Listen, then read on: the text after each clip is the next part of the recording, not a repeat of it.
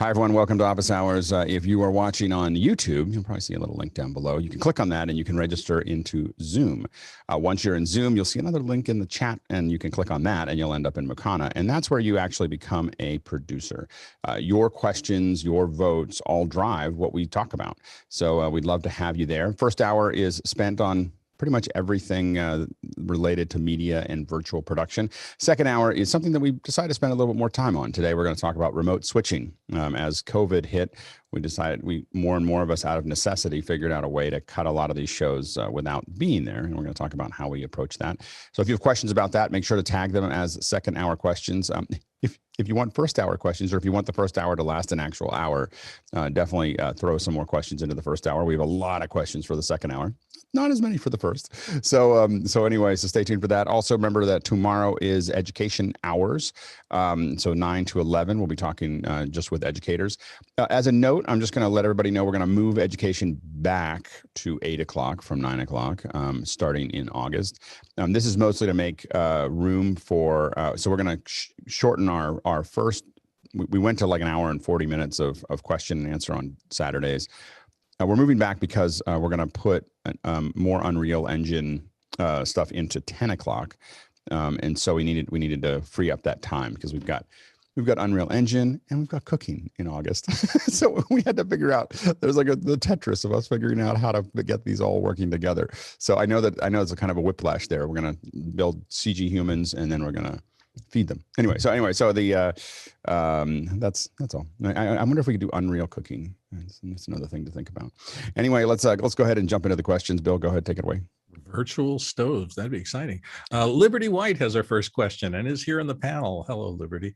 And she asked, TJ, can you share how you were able to route the internet at your son's house, and what was the biggest challenge you faced in doing that? Is TJ here? I think we lost him. It's the first question that's most popular, and we lost it. All right. So we lost TJ today. So let's go to the next question. No, you can't hear you, Bill. Yeah, we're going to move on to Rupert McCrae. He's in Dallas, Texas, and here on the things. And he says the Interrotron was recently discussed. Yesterday, I think we did that. This was the name coined for a teleprompter when used for eye-to-eye contact with a person. Other than the difference in input, text versus video, is there any other technical difference to a teleprompter? So one of the generally no, but what I will say is that auto cues and other things oftentimes were based on a 4:3 screen. And so if you put an HD signal in, it can get squashed. And so the older teleprompters, and even some now that are really working as a pure teleprompter, may or may not display as correctly. Whereas if you get something like a Prompter People one, it will work just fine. Go ahead, Bill, and then Sky. There's also just the geometry of if you're talking back and forth in a two-person discussion, you want both people on teleprompters, but you want the teleprompter for the first person has to be on the camera so they can get that shot. So the second prompter, if you're using a person off to the side, has to have its own kind of video and audio feed in at a different angle. So just work that out ahead of time. Go ahead, Sky. So I think the concept is to have an eye-to-eye conversation. So you would want to also, your interviewer or director or producer, whoever's asking the questions, you would want as clean a background as possible. Yeah, there's what we found with an Interrotron, in that we didn't know until we were asked to do hundreds and hundreds of hours of Interrotron before all of this, before in the late 2008, 2009, 2010 for Salesforce. And one of the things that we noticed that we didn't notice at first, but we started realizing, is that people's eyes and their face are completely different when they're looking at somebody else. It's actually an interesting thing to think about. I know I'm going a little bit off the core topic, but when you watch network news and you see people in a window, they are looking at a camera. They are not looking at a person most of the time. 95% of the time, they're looking at a camera. And there's a flatness to their face because they're just listening to the conversation and then interacting, that we found was, and they do that because it's cheaper, by the way. So, but we have found that when two people are looking into a teleprompter and doing that Interrotron process, we have this weird thing that we do with our face where we mimic each other. We mimic each other's, we will react to the person's face, as well as we are encouraged or discouraged based on their reaction. That it's really important. Like one of the things, if you're doing Interrotron, we have interviewers that will look down all the time. They'll ask the question and then look down for the next question, like it matters that they go really fast. It doesn't matter. We're interviewing them, and when they're looking down, it's actually a discouraging moment for the person. You're better off not using the Interrotron to do that. And so it's really important to nod and encourage people or do whatever you're going to do. But that reaction is super important as part of that process. Go ahead, Rupert, and then we'll move on. So in that broadcast scenario, would they be perhaps switching between seeing a face behind their teleprompter and then switching back to their script, maybe? How would they handle it if it needed both? So what we do is in broadcast, they don't do that. In broadcast, they have whatever they're going to have there. Again, they're not usually really looking at each other. In what we do is we comp the text over top of it. So we run the input through a switcher, and then we use a downstream key or even an upstream key to insert other text data. So sometimes when you're looking at it, you'll see all kinds of stuff around it. When we'll design a mortise that has lots and lots of information for the person, so they don't have to move their eye line away.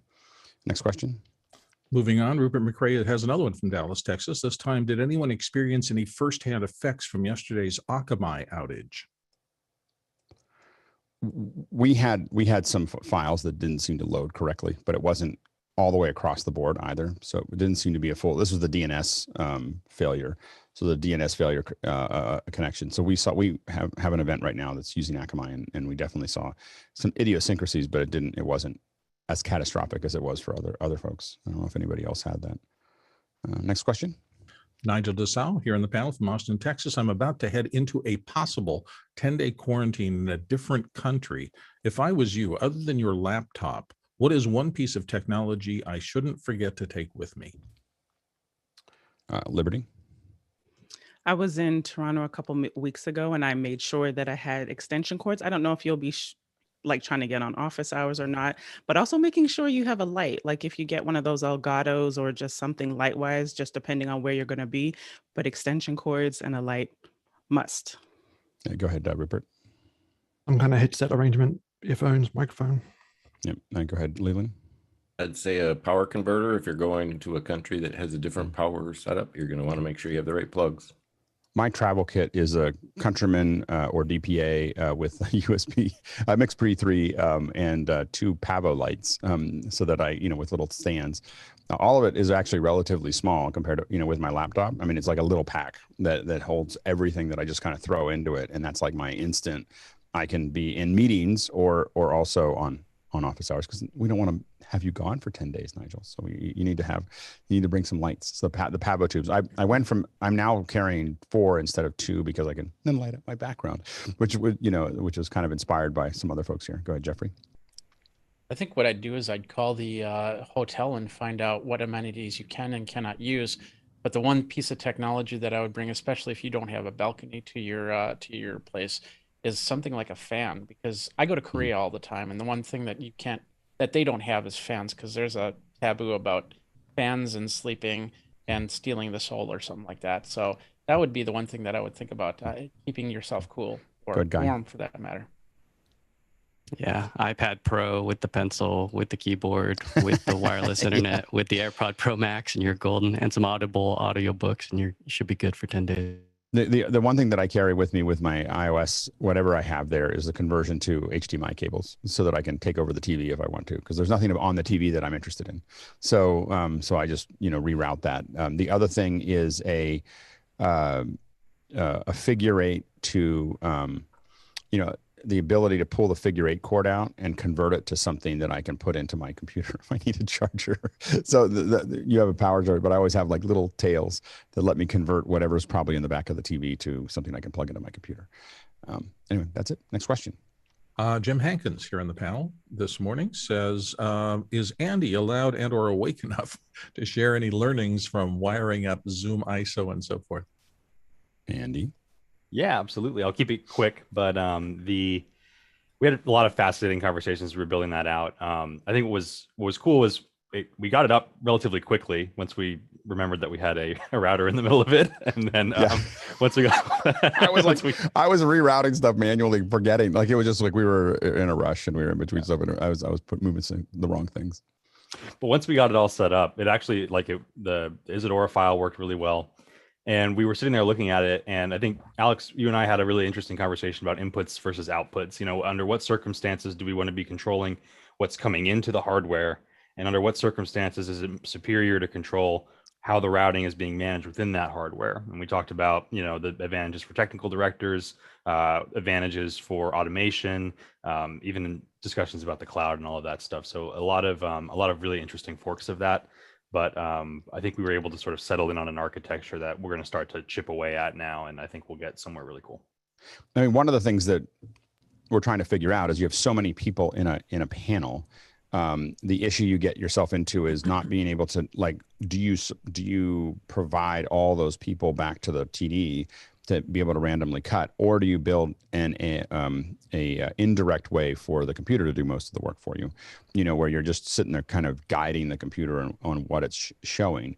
And then of course, sometimes you need explicit control so that you can run graphics and hit things specifically. And so how we build that relationship between the folks that are asking it. And then again, the next layer is also connecting it to Makana, where we're basically building up the super sources programmatically. So imagine, you know, we're very close to having the panel view ready to go. And so panelists raising your hand, or us in some way in the background, being able to select the 4 people we want to put into the super source. We're not loading them into the super source. We're not, you know, reorganizing it. We're just simply tapping who we want, and it then generates that super source automatically. And so that's that's kind of where we're going is having it. And I think that what we're going to end up with, working with Andy and using either Isadora or Universe or some combination of it, is the ability to abstract the controls of the switcher away from the person. So you're not really looking at the hardware switcher, you're looking at an iPad or a web interface or whatever, and you're simply able to tap on what you want to generate what you need. And that's going to be something that's pretty exciting, you know, as it goes. And it'll auto switch a lot of the stuff for you. And then when you have control, you can apply that control to it. And so it's kind of a dance between the operator and the computer, which will take us, we think, a month, maybe 6 weeks to get it to a point where we're willing to use it on a regular show. You'll probably see a shadow edit happening starting next week, where we're trying to figure, like, even it might just be the grid continuing to just auto fulfill while we figure this out. But we'll start playing with it for a month. You know, the fortunate thing is we do this every day, so we can play with it, you know, often and just see what it looks like and see how it works and see if we can find our way to that solution. And then September we'll really start. The goal is to start really using it, and then really by the end of September have it to be something that's fairly refined. And of course we're going to show all of you what we're doing. You can decide, because we're figuring that you'll all take what we did and extend it even further, and then we'll learn from you. So that's the plan. Next question. Comes to us from Lopez Waterman, our friend who's on the panel often. If a YouTube video or live stream gets copyright strike, does, other than a demonetization, irrelevant if you are not monetized in the first place, negatively impact your video? Does it hurt how the video will show up on people's feeds specifically? Go, Jeffrey. So yeah, there's 2 parts to this. First of all, there's the person that's in the YouTube partner program. And then of course, there's the person that just created an account and started moving videos over. You're in the YouTube partner program, you have a 7-day window to dispute or make changes and work from there. But of course, in both cases, the video can be taken down by country, can be taken down altogether by YouTube without warning. So that's the answer. There's 2 levels of it. One is a strike, which you mentioned there, and the other one is being flagged. If you're not trying to monetize it and you're not in the partner program, the flag means nothing. Like, you can just ignore those flags. Like, they're not going to do anything to your viewership. If you get a strike, I believe that the current rules are you'll get up to 3 strikes before you can't stream anymore. Once you have that, and each strike takes 6 months to fall off, so you can end up in the penalty box for a long time. So when I see flags, I look to see if they're strikes. Strikes used to be what all you got, and now flags are I would say 99% of everything is a flag. I don't do anything with the flags. I just ignore them. Go ahead, Jeffrey. And all strikes are disputable, so you can dispute your strike, but if they come back and say no, this is a strike, that can hurt you even more. Legally, though, if you have a valid reason and if you push back on the strike and you have a valid reason, and then they push back again, they are now monetarily tied into this. If it's found in your favor, it's a big payday, you know, because it's really designed to not have people, the law, not YouTube, but the law is designed for people not to overuse their copyright infringement, you know, issue possibility. So it can be a big payday for you if they went back, and they almost never do. If it's anywhere in a gray area and you push back, they'll drop it, because it is the expense on their end is pretty high for them to do that. Go ahead, Leland, and then Greg. We had a similar situation with that, where we had some music that was supposedly royalty free that we used on some background tracks on some videos on YouTube. And what ended up happening is we got copyright strikes. What we discovered, and I went against them because we knew the music was original for us. It was produced for the event. And in this case, we've discovered someone took that same type of music, because it was generic royalty free music in a sense, but we had it available to us. Someone had used that, went on SoundCloud and created a song with that music. So when the algorithms picked it up, it assumed it was already copyrighted music on SoundCloud by an artist. And we had to go and fight for that. So the other person had to pull it down, not us. Bars and tone will get you a strike, just in case you're wondering. Don't do that. Good, Greg. I was just going to say, Alex, too, when you're doing a live event, you're not going to get a copyright strike. It's unlikely you're going to get a copyright strike after the fact. What's going to happen is they're just going to take your video down while it's in progress. And YouTube doesn't have a way of discerning whether you have copyright authorization on it or not. And in fact, I had a program a few months ago where I actually had the copyright holder on the program, and we played a video that had a trailer in it, and YouTube took the stream down like right away. And so unless you go through a whole lot of hoops to get your production, get your acts, get whitelisted to use that video or that music, YouTube will very likely take your stream down if you're live.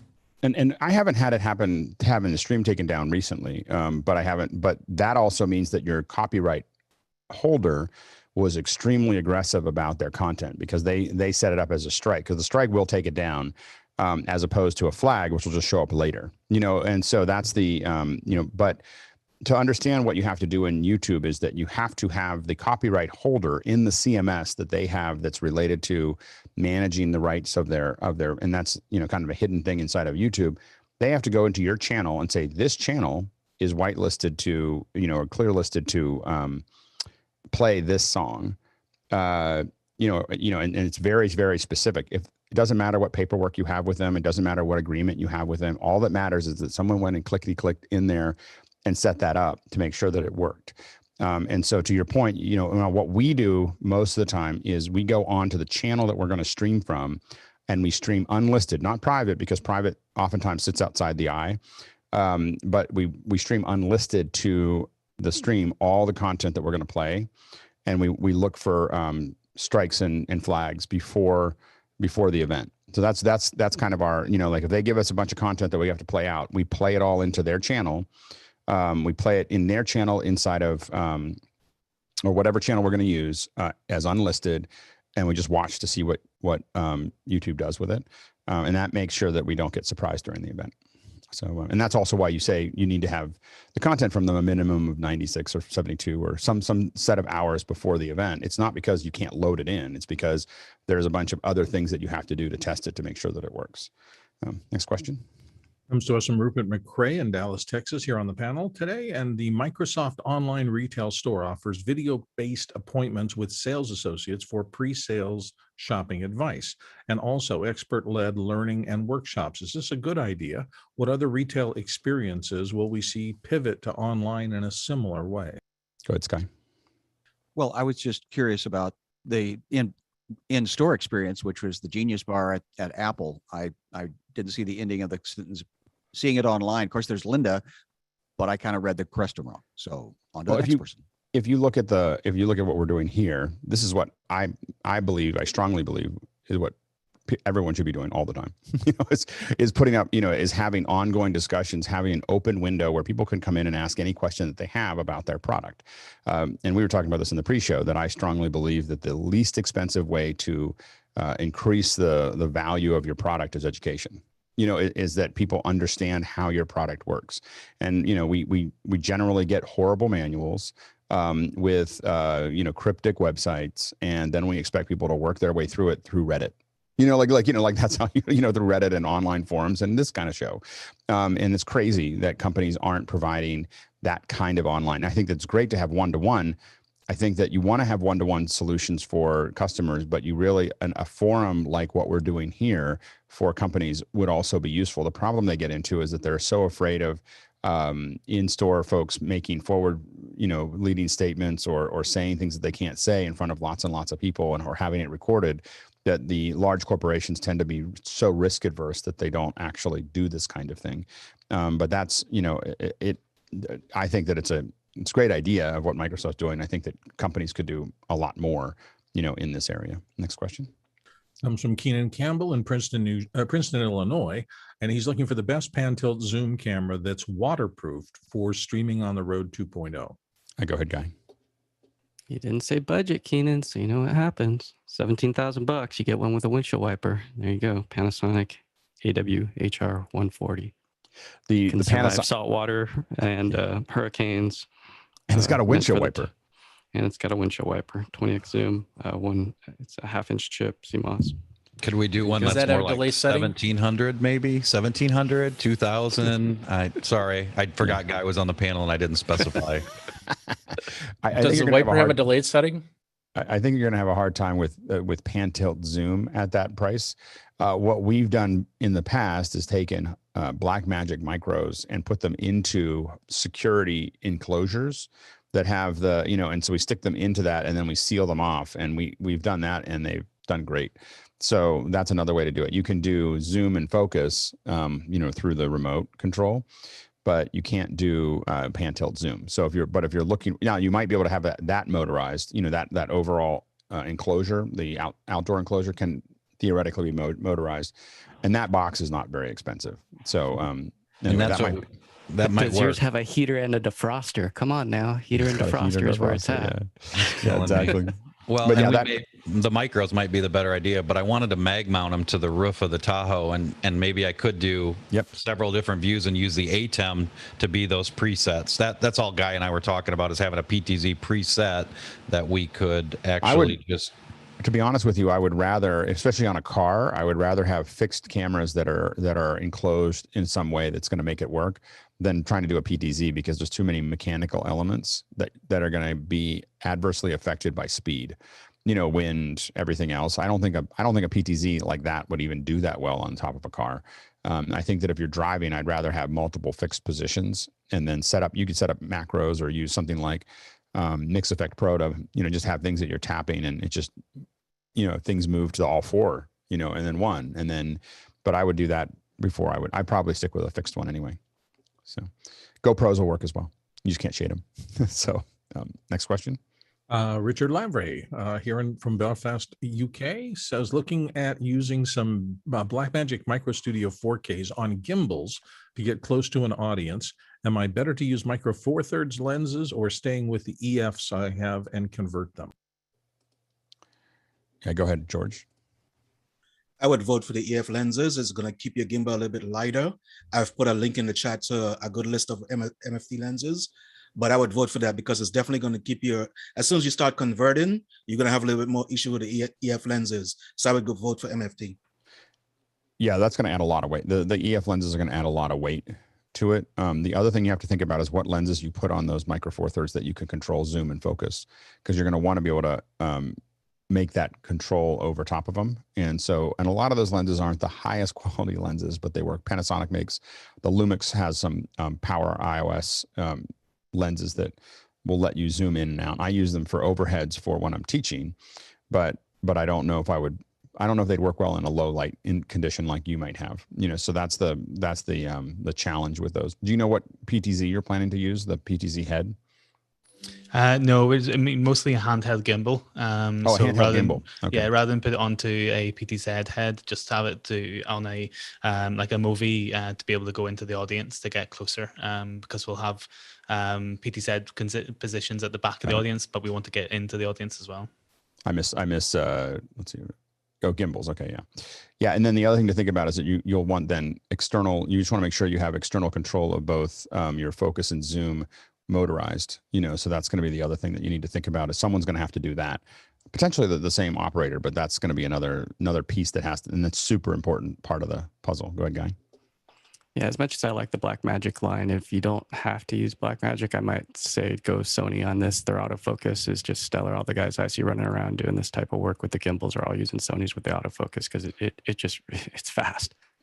Yeah, for a gimbal, I would. You're going to have trouble matching it to all the other cameras to some degree because it has a much softer knee than the Blackmagics do. But you can figure out a way to do you know, you can figure out that curve for the other cameras. But the Sony, to Guy's point, I think pretty much everything I've seen on those gimbals is all Sonys because their autofocus to faces is really really good if you want that. Next question. Jeremy Bowen up in the Pacific Northwest in Portland, Oregon says recommended specs for Mac hardware to be used with ZoomISO. Go ahead, Andy. So in the office hours 2.0 thing that we did, those were all the 699 8 gig Mac M1 Mac Minis. That's going to be cheapest, otherwise cheapest Mac Mini you can buy. Yeah, it's going to be a pretty slam dunk recommendation. The only thing that I'm holding off on is we haven't migrated ZoomISO to NDI 5 because it just came out and we haven't had a chance to do it yet. So if you're using NDI, steer clear of the M1 for now if you're not able to wait for our next software update where we go to 5, because the NDI 4 on the M1 is kind of shaky. But once we have NDI 5 in there and the native acceleration, there'll be no question that'll be the recommendation across the board. One thing I'm kind of fascinated by, maybe some of us can do a test, is using the Mac Minis that are available in AWS to do NDI out of them, because they're a lot more expensive, but you know, for a show, an extra $5 or $10 doesn't really mean that much. I mean, when you think about the hourly, I think they're like $1.50 an hour or $2 an hour or something like that to use them. But that might be a way to provision those and just see if they would actually work. Go ahead, Andy. One of the things that Jonas, because I mentioned that to him as well, like, you know, what if we did have the money? And he said, even beyond the financials, there's a problem in terms of just getting your NDI network set up properly between those Mac instances. You don't have all of the options that you have for Windows and Linux boxes. So interesting. That's what, yeah, I wasn't sure whether that would even work. So next question. Comes from John Foltz in Selins Grove, Pennsylvania. He says, I'd like a simple solution for students who are non-technical users to change Dante inputs in an audio lab. Any suggestions? Perhaps a remote device such as Stream Deck or BitFocus Companion to manage Dante controller. Go ahead, Craig. Yeah, if you're using Dante controller on a Mac, you should be able to script it and load presets back and forth. That would be the easiest, simplest way. And those scripts, Apple scripts, could be triggered through a Stream Deck or other simple device. That's great. Next question. Comes from Gabriel Ung in Malaysia. And Gabriel says, Andy, regarding Zoom OSC, when would you use the different ways to target participants? Username, target ID, gallery index, or position? And what are the advantages of each over the other? Thanks. Go ahead, Andy. Yeah, so I'm going to talk a little bit about this. I'll go quickly though. We do just some deep dives on this on the Zoom OSC Test Kitchen every Thursday, where I can walk through it with a little more long form. I'll also plug Conversation with Tony Mobley, because they last week they talked a little bit about Zoom OSC with how Jessica uses it in the username option. But I'll switch my camera here for a quick second and show you this page from our documentation, which lays out each of those different types and what they do. So a target ID is something that you can set up so that you can build your controller once and then have a soft patch and a text file that you can use to remap your participants on the fly. Username, this is the most popular one. You're just going to type in the username of the participant and you'll be able to use them. So that's entry level. That's a really good place to go, but it does require you to rebuild every time you're doing something different. You're going to need to, plug in the new username for your different event. So more advanced stuff will steer away from this. Gallery index and really gallery position, those two are going to be Mac exclusive. They're going to allow you to identify actions based on where somebody is on screen, not who they are, but where they are. So that allows you to build a controller that will work in every single meeting, because you'll just be able to get the name in that position and then apply the action to that position. And you won't have to, you'll always have a Zoom gallery view, right? So you won't have to rebuild this every time you use it. Zoom ID is going to be a number that is assigned to that user when they log in and is unassigned when they log out. At a low level, this is what a lot of our internal workflows use, because it's a really clear way of identifying somebody with a sticky number. But if they log out and log back in, it will change. And that's where our target ID is more helpful. And then me targets yourself, just a little shortcut so that you don't have to go through all of that. Remember that you can mix and match, so you can create groups and you can create exclusionary groups, and you can combine all these together to make really specific actions on specific people if you want, or you can build up users from scratch and just identify them in any way you want. We really spend a lot of time when we built the app trying to think about how to identify users versus just being an API that lets you call different things. We wanted you to have all these different inroads for all these different workflows. So a lot of time is spent on those, and I'm happy to answer more in the future. Next question. Greg Gibson in Washington, D.C. on the panel here says, in yesterday's discussion on working with C-suite folks, we talked about tech checks and tech sessions. What are your checklist items when performing a tech session, and what do you go over with the talent? Yeah, go ahead, Leland. I can go ahead and give a brief demonstration if you want to pin me up real quick. This is the form we started with as a PDF over at Talent Pros for these event processes. We had the event basically broken down with some questions that they might need answered right away, along with a checklist that we used to let people know what they were going to need: a camera, a broadcast unit, a microphone, headphones, whatever that might be, and kind of gave them an idea of what to expect. In the end, we found this was quite a bit to take in all at once. It was a 4-page document, basically, with tests for the equipment, tests for WebRTC checks. We ended up creating, thanks to Philippe and I, Philippe took charge of the PDF and converted it into a Google form so that we can simply send this link to folks. They can fill in their email and receive a copy of this, and it's also attached to a database on Google so that we can go back and reference everyone that registered for that event. We check their CPU, amount of RAM, whether their GPU is made by certain makers. Of course, we have to know whether or not we're going to run into problems with the GPU memory load, along with the ping on their systems, download speeds, upload speeds, a WebRTC test. Did they encounter any issues during those tests, and how they're capturing video, how they're capturing audio, and what their audio setups are. So basically, we've got an all-in-one inclusive content creation that gives us a rundown of everything that we have in the system. And then we also, during the rundown of the show, have prep tabs that we can go and refer to so that we can see those people that are live that may not need to be prepped until last minute. And also whether they're prepped by other individuals than ourselves. A lot of times high-end clientele require gatekeepers, and those gatekeepers are usually going to keep you from the talent, but they'll all be prepped and ready by the time they show up in your event. You just need to know that they're going to do their thing while you do yours. So that's what we've put together. Yeah, Rupert? I'd also schedule of any external noise like yard guys or trash day, things like that. Make sure they've got their phones and any other notification stuff on silent, and perhaps like a do not disturb on their office door so they don't get interruptions from elsewhere in their environment. We have different forms based on who the person is. So with the highest level folks that we work with, we don't ask them any questions. We have a meeting with them. We send them a couple things because they're not going to fill anything out. So, so they're not going to look at that. They're just going to complain to somebody that we sent them a really long form. So, so we, for those folks, we're going to, especially if they're what we call best effort are people that we have, large kit, small kit, best effort. Best effort means we're not adding anything to what they have. We're not sending them anything. Most of our kits these days have, if we send them a kit, it has a computer with it. So all they have to do is plug it in, and we're going to take over everything. We don't want them to do anything. They just turn it on, put the thing on.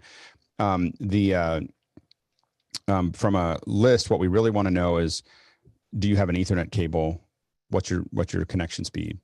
Like those are the big things, and do you have a headset and so on and so forth if we're doing best effort. But we don't ask a lot of those things. We usually try to get into a meeting with them when we can, half an hour meeting with them or their assistant. And then the things we're looking for is, where are they going to do it? Is there a window behind them? Is like the big thing that we look for is windows behind people. We want to turn them around, move them around. We listen for their audio. We want to see if they have an Ethernet cable, that they can connect to their router.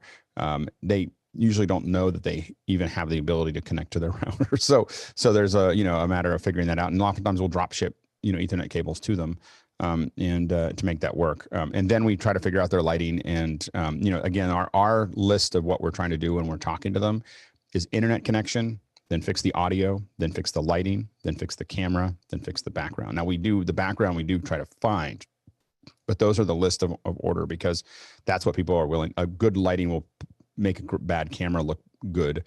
Good audio fixes many, many things. Go ahead, Nigel, and then Greg. Yeah, so I'm sorry I missed the conversation on CXOs yesterday. It was entertaining to listen to. I will give you a sort of an adjacent thought that I got from somebody who was a CXO at a top 5 Forbes company. They said, remember, senior execs only have 5 things on their mind at any time. All 5 are different and they're all bad. Don't make yourself one of those 5 and don't expect them to remember anything other than those 5 because that's what they're working on. Right. I would say 2. But anyway, go ahead, Greg. I was going to say, Alex, in my experience, people don't read attachments. So if you send somebody like a big, long attachment, they're just not going to read it. And a lot of times for me, I don't have direct access to the client, to the talent. So a lot of information that I have to convey to an end user or participant has to be relayed through the client. And so what I've tried to do is I have tried to break down 5 or 6 bulleted points that I ask the client to insert in the email that they send to the participant so that they have to read it. It goes in with their login information. So in order to log in, they've got to see those bullet points. The other thing too is a lot of times I'm not able to do a tech check prior to the event. So sometimes I get people, in and we're doing tech check like 30 minutes before an event starts. In the situations where I do have the opportunity to do a tech check prior to the event, the first question I always ask them, and this is something that I try to get conveyed in the email, is, are you in the location that you're going to participate in the program from? And are you using the equipment that you're going to be using in the program? Yeah. And you will be, it will shock you like how many times people come in and they're not in the location and they're not using the same equipment, which makes the tech check totally useless. And so, and then once I do get them into the tech check, the first things that I do is adjust camera position. Can we, hey, Congressman Lindsay, can we tilt your camera down a little bit? I want to eliminate some of that headspace above you. I want to make you a little bit taller in the frame. Here's how you're going to look on the screen, and I'll show them their return feed. So I'm going to show them, we're going to use a 2-up square like this. We're going to use vertical boxes like this. So it's important that that we really want to keep you centered in the screen. Maybe we can drop that shade behind you and it's going to, on the window, and it's going to make your camera look better. And then somebody also asked yesterday if you use things like the Mickey meters or the WLM meters, if you want to show that to the participants. No, I don't show that to the participants. But the next thing I do after I get their camera position set is I say, hey, I would like to listen to your audio now. So can you give me 10, 20 seconds of audio? And that's where I look at the WLM meters and then I make the audio adjustments. And then I just explain to them what they're seeing on their screen so that they're comfortable with it. So I typically in a return feed, I'm showing a running timer on the show. I show them a time of day clock and I show them a segment timer. And sometimes I may also include some other elements in that return feed, but I just want to make sure that they understand what they're seeing on the screen and what the best viewing of the program for them is going to be. Yeah. And if when we, 99% of our stuff, we will always want to do we'll push really hard in the events that we do to have a tech check at least a day before. And the reason that we ask for a day before is if someone has a bad setup, it ruins their segment. So we want them to have if they're going to go through trouble and have to move their kit and do something else and turn things around, we don't want that to happen an hour before the event. We want it to happen the day before the event, because by the day of the event, they'll just be glad they look good. And so, but so you want to get the stress out of them as best we can. It definitely, we did a couple hundred events in the fall where we didn't have that option. We're much more in Greg's position, and it's just triage. It's no longer, you're no longer a doctor having a quiet meeting with your patient that, they're bleeding and you're just trying to close things up as best you can. Go ahead, Greg, real quick, and then Liberty. Yeah, I was going to say, like, the one sneaky thing to watch out for is, like, a lot of times we're trying to get people to elevate their cameras because we want to get their cameras to eye level. And so they'll go around and they'll grab some books or some boxes, and they're on a desk that might be a little bit shaky already. And so then they start to elevate that camera. And then as soon as they start putting their hands down on their desk, the camera starts bouncing around. And so that's one thing that I see a lot of times. And so it's one, you always want to just, if you're starting to ask people to raise their cameras up, just make sure that you tell them not to bang their hands on their desk because it's going to shake their camera. And one thing that we talk about is whether we should pull the knife out or leave it in. When there's little things that are wrong, you'll be tempted to fix things. We had one where someone had a little slightly crooked camera, and like 4 minutes before, we just our TD just went, "Can you straighten that?"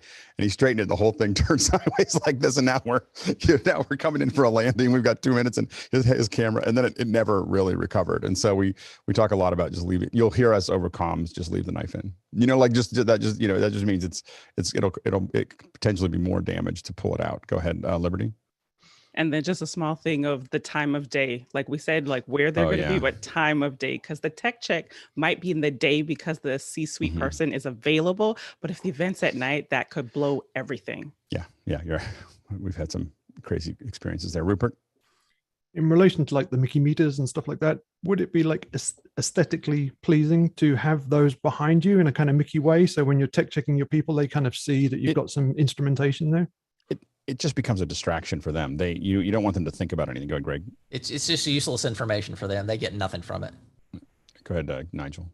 Yeah, I think if you're going to do that, you'd have to make it what in marketing we call horsey, horsey, ducky, ducky. You need to be really simple, like red, green, up, down. Also, otherwise, it's too much information they can't process. And as a C-suite, then this isn't their job. This isn't what they need to know how to do. I think about this all the time because I know how to run my car. I turn the thing, I push the button and it turns on, and then I drive it. That is all I know about my car. Like if something goes wrong, I take it to the mechanic. I don't need them to explain anything to me. I hand you the car, and then you'll hand it back, and the button will work again. And I realize that the way I interact with cars is the same way that C-suite interacts with us. Is that they just need the button to work. And so we just our job on our end is to do all the work and only ask for the things that we absolutely need from them to make that work. Yeah, Nigel, you have a very concerned. So I'm going to disagree a little bit with that. That I think part of, as a C-suite person, part of what I need my colleagues in the C-suite to do is learn some of this. And so it's important that your chief marketing officer, someone like that engages with the rest of them to raise their level of knowledge. What happens is that when you have people around you that suddenly look really good, then there's interest. Then there's interest in why is that looks so much better than what I look like. So you have to draw it from, this gets back into my favorite equation, that action equals possibility is greater than circumstance. When the possibility is I want to look better, then the circumstances become much less of a deal, and they'll solve all those problems on their own. But what you have to do is have something that looks great first. And that comes down to us as operators looking great every single time we get on with them, which is why we issue everybody in our company these gray screens, and good mics and good lights and everything else, because that looking good drives everything else. Next question. Moving on to George E. Kennedy's question here in the panel. George says, Alex, as you build out Office Hours 2.0, how much of a role is Blackmagic Gear playing in it? Most of it. Most of it right now is Blackmagic Gear. So, and just that's what we have. That's what we use, for that. So there's a lot of scalability that we have with it, that we can do a lot of things that we want to do in the future. So especially as we start moving towards HDR and so on and so forth, almost all of it's Blackmagic at the moment. Go ahead, George. I just wanted to toss that question out there because I just did a show completely built out with Blackmagic Gear. Great experience. Every position, we had about 8 positions that I had to push multi-views to. So that was a big lift by itself. And just being able to explore Blackmagic a little bit higher. It was a 4 ME switcher, so it wasn't the Constellation, which we had to put a whole lot of decimators on the 4 ME because obviously it doesn't have scalars. Right. But being able to really see, I've used Blackmagic Gear all the time, but being able to build it out for a larger show was really, amazing to see with a controller and so forth. So there's a lot of naysayers sometimes about, Blackmagic not being right. If you're not doing a blended screen, I think the Constellation is definitely a box to use on a big show. 40 inputs and 24 outputs is really useful for us. Like just being able to keep throwing more inputs into something is something that we have a hard time finding somewhere else. There's not a lot of switchers that do 40 inputs and 24 outs. And we're using, by the time the dust settles, that Constellation will probably use almost all of them. Like when the dust settles, it'll be using almost all 40 inputs and nearly all 24 outputs to do what we're doing. And so in many other software, cloud, whatever, we're not, we don't have quite that much capacity. Yeah, go ahead, George. So I've definitely mentioned to the Blackmagic team offline that they really need to start doing a little bit more training on the events. And they don't really need to do it because it's so easy to get a Blackmagic switcher up and running. What I really want to say to you guys is that using Companion and the Blackmagic Swisher helps you to tie a whole lot of things together. Well, Because go ahead. And I will say Mix Effect Pro has changed a lot of things for us, because our biggest pain point was being able to do some of the super source controls that we needed.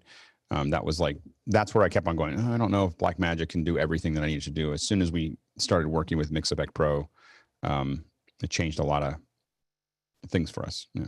Next question.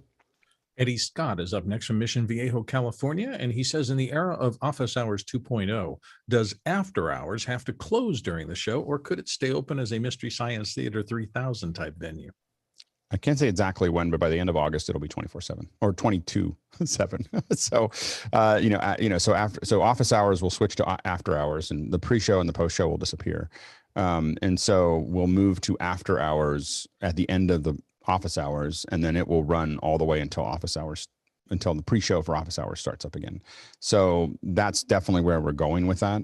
There's a whole bunch of components that we're kind of putting into place there. We have to have someone who's different people who are willing to be accountable for the space during that time. So that's the biggest thing, is me just working through that. And next week I'll be finally having a little bit more free time to work on that process. And so we'll be kind of working through that.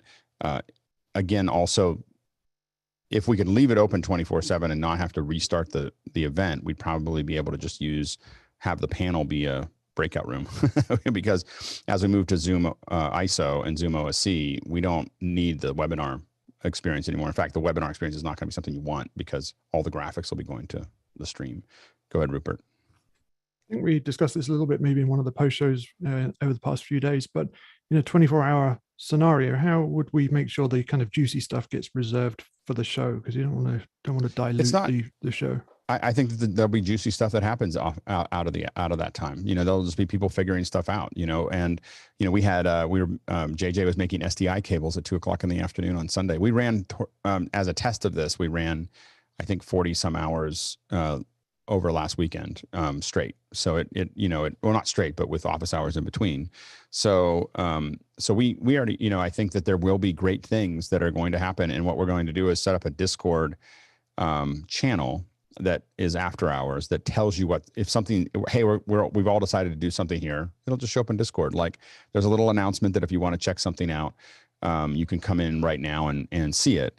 And there'll be things that we schedule into that time, like, hey, we're building SDI cables, or we're cooking, or we're doing, we're going to all play with MetaHuman, or all these things. People will start scheduling things into those times that are somewhat ad hoc, and there's going to be great conversations. And office hours will be one thing that is available to it, but the after hours will be a whole nother piece. And it's important that as we tighten up office hours and make it much more of a publicly facing show, that we offset that by creating more informal conversations that, and that's, that both of those balance each other. They're the yin and the yang of the process.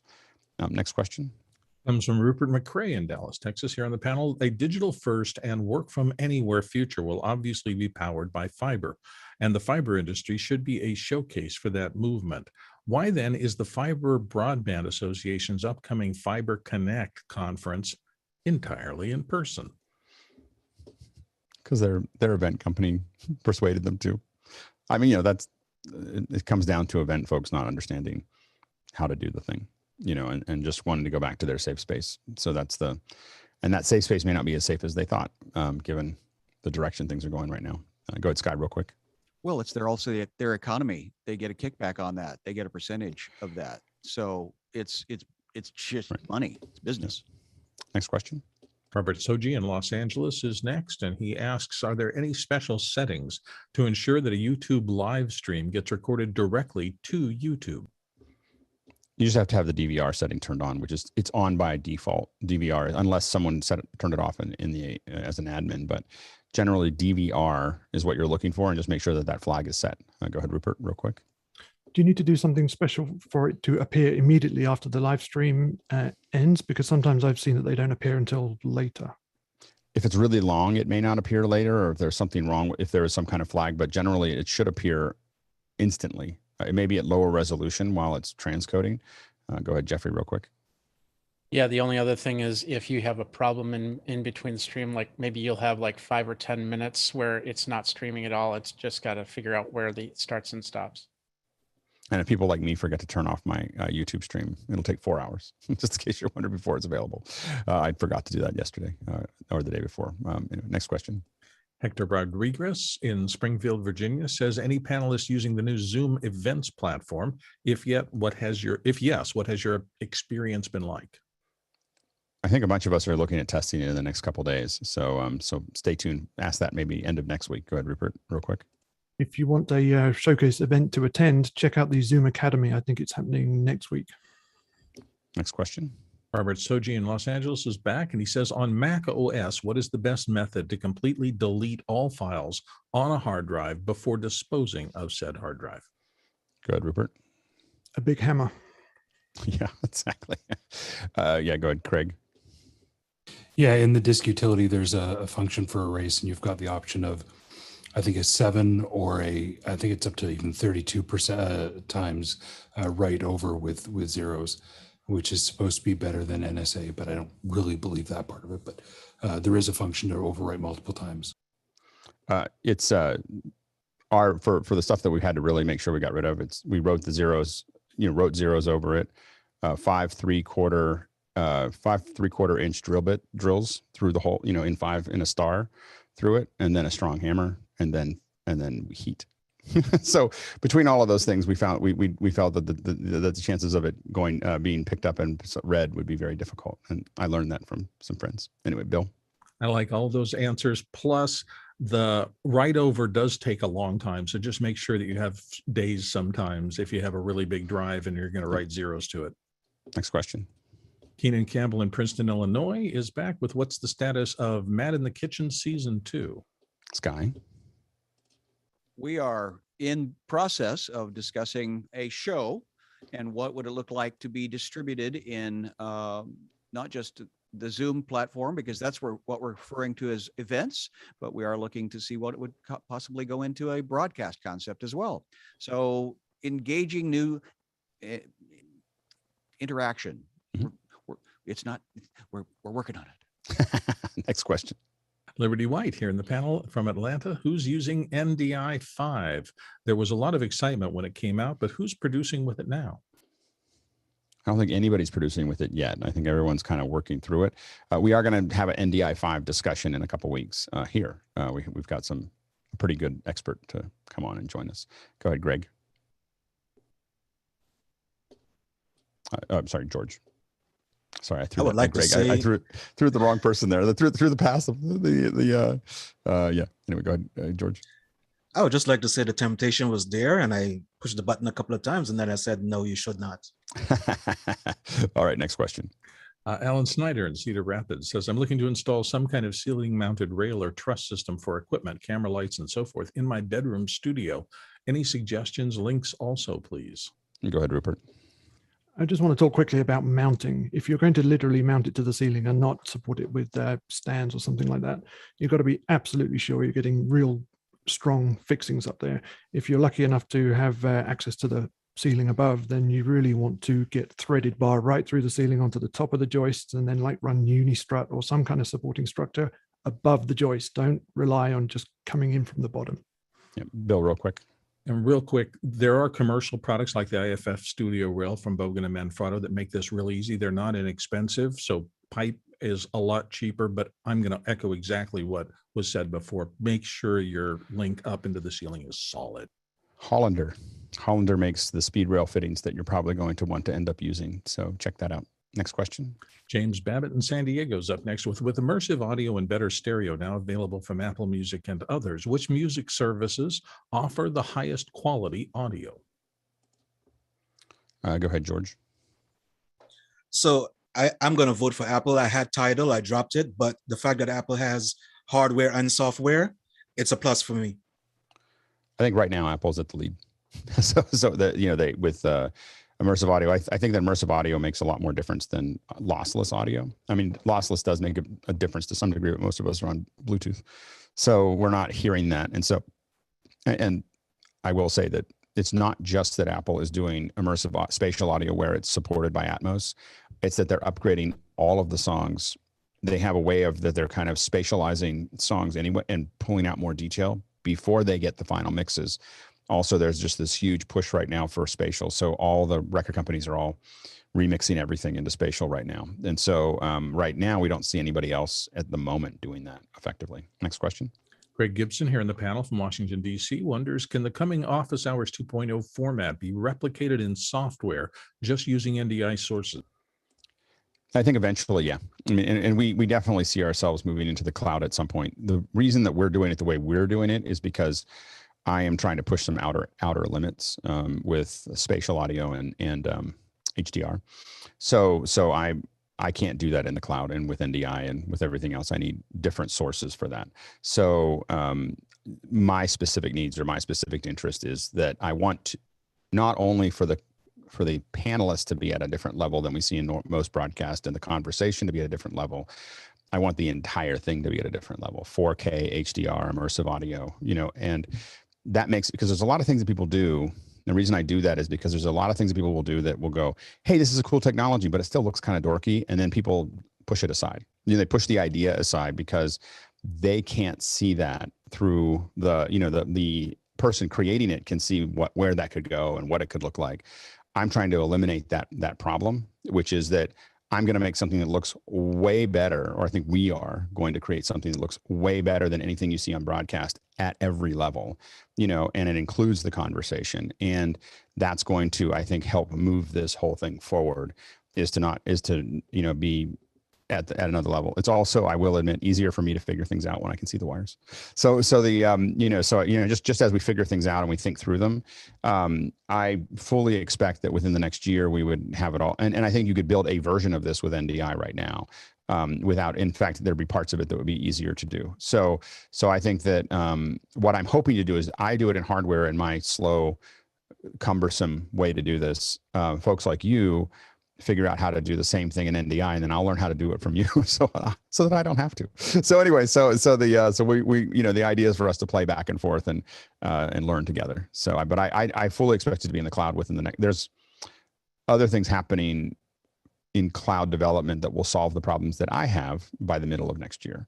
So I know that I only need 6 to 9 months of working in it in hardware before I can move it into the cloud. It's just that the support for the stuff that I need in HDR and immersive isn't available just yet. Next question. Craig McFarland in Boston, Mass. says, has anyone had success doing a very tight 3 to 4 minute what to expect video for guests prior to the tech check, since many don't read anything in emails or text?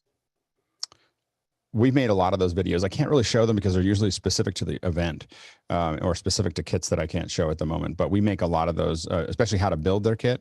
And then a little bit of, we've had short ones that are, here's how to sit, and here's what you want to think about, and here's how you want to, and literally have shot those because they've been built for every, what happens is our process changes all the time. And so they're usually built for a specific event to make that work. And then we change it for the next one. But we shoot them with iPhones. Like we don't even, it's not a big production. An iPhone for that kind of thing is perfect because it's quick and portable and you can move it around and shoot good footage. Next question.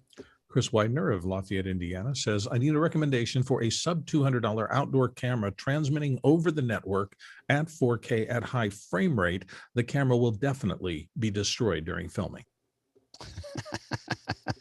Sub 200 is pretty hard. I think that would be, when you start talking about transmitting over a network, you're talking about some pieces of hardware that are going to be used at high frame rate. High frame rate is difficult to do and I don't know any that go over 60 as far as high frame rate goes.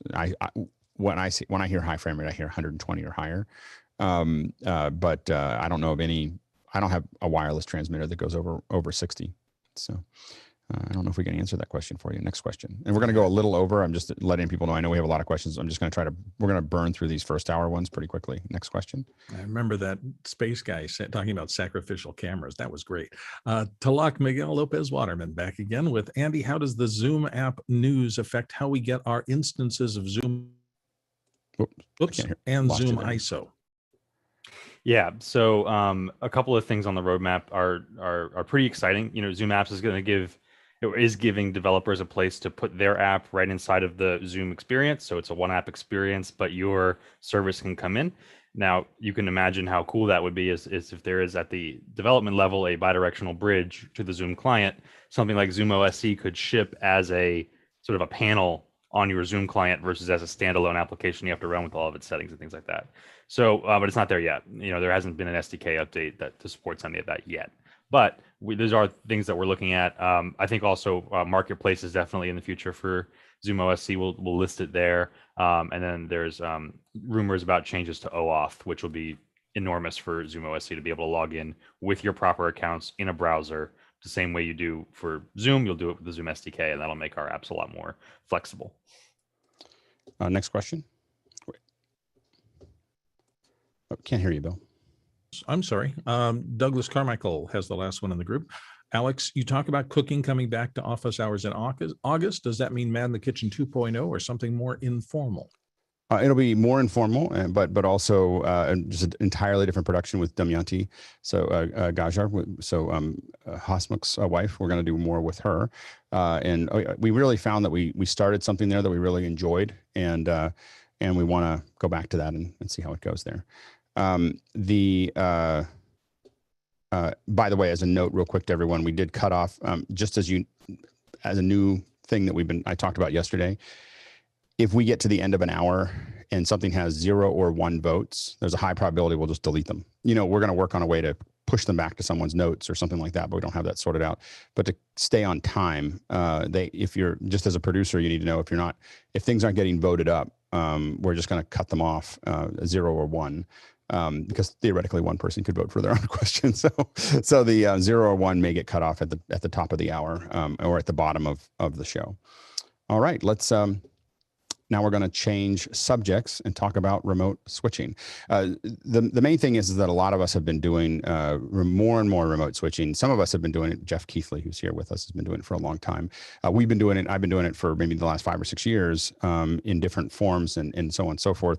And it seems like it was worth, since more and more of us it's gone from being something that is interesting or exciting and something we just did for COVID, to where our whole pattern and how we build things is all building around remote. So I was going to have a bit of an intro, but we have so many questions already building up. We're going to jump into those questions ahead of time. But what we're really defining as remote switching is either controlling another piece of hardware or also controlling software in the cloud, other software talking to other software. All those things are fair game. And so what we'll do is we'll jump into the questions, and as we burn through those questions, we'll try to illustrate most of the things that we're talking about. Let's go into the first question. Douglas Carmichael's up first with one about latency. Would it be possible to remotely switch a live music event and still make cuts and transitions precisely on beat? Or would you need to delay audio and video to make the two match precisely? Go ahead, Andy.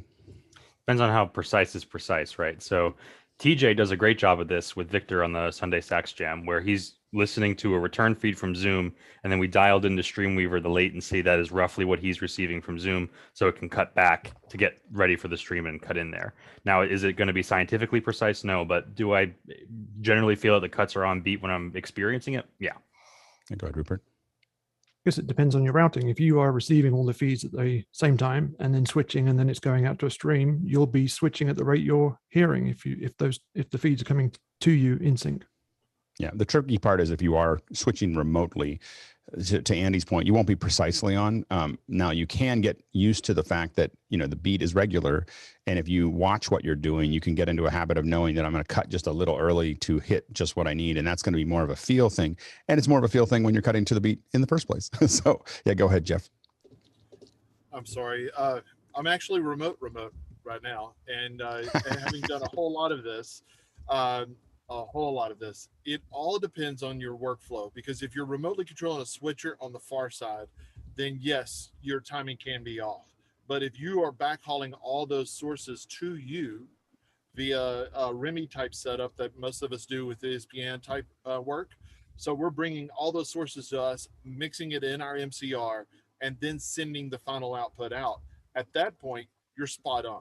There is because you're irrelevant to the live world. All those signals should be synced. So if they're synced, it's up to you to be on time. Now, I've had TDs that can't even do that if they're live in person. So right. it depends on the person. Yep. Next question. Rupert McRae, Dallas, Texas. Next, when remote switching, if the head end is in a physical location rather than in the cloud, is it essential to have local hands available for troubleshooting, or what safeguards would be required to leave this location unattended? Yeah, go ahead, Jeff. Absolutely. You have to have somebody on the ground. There's got to be a pair of hands there. And we always send two. So one person to be there as a primary, another person as a follow, but one person to get sick, one person not to get sick. That's a real thing. When a lot of sports went back, that was something they actually doubled up the crew nearly at every position because somebody was going to get COVID or get tested positive or whatever.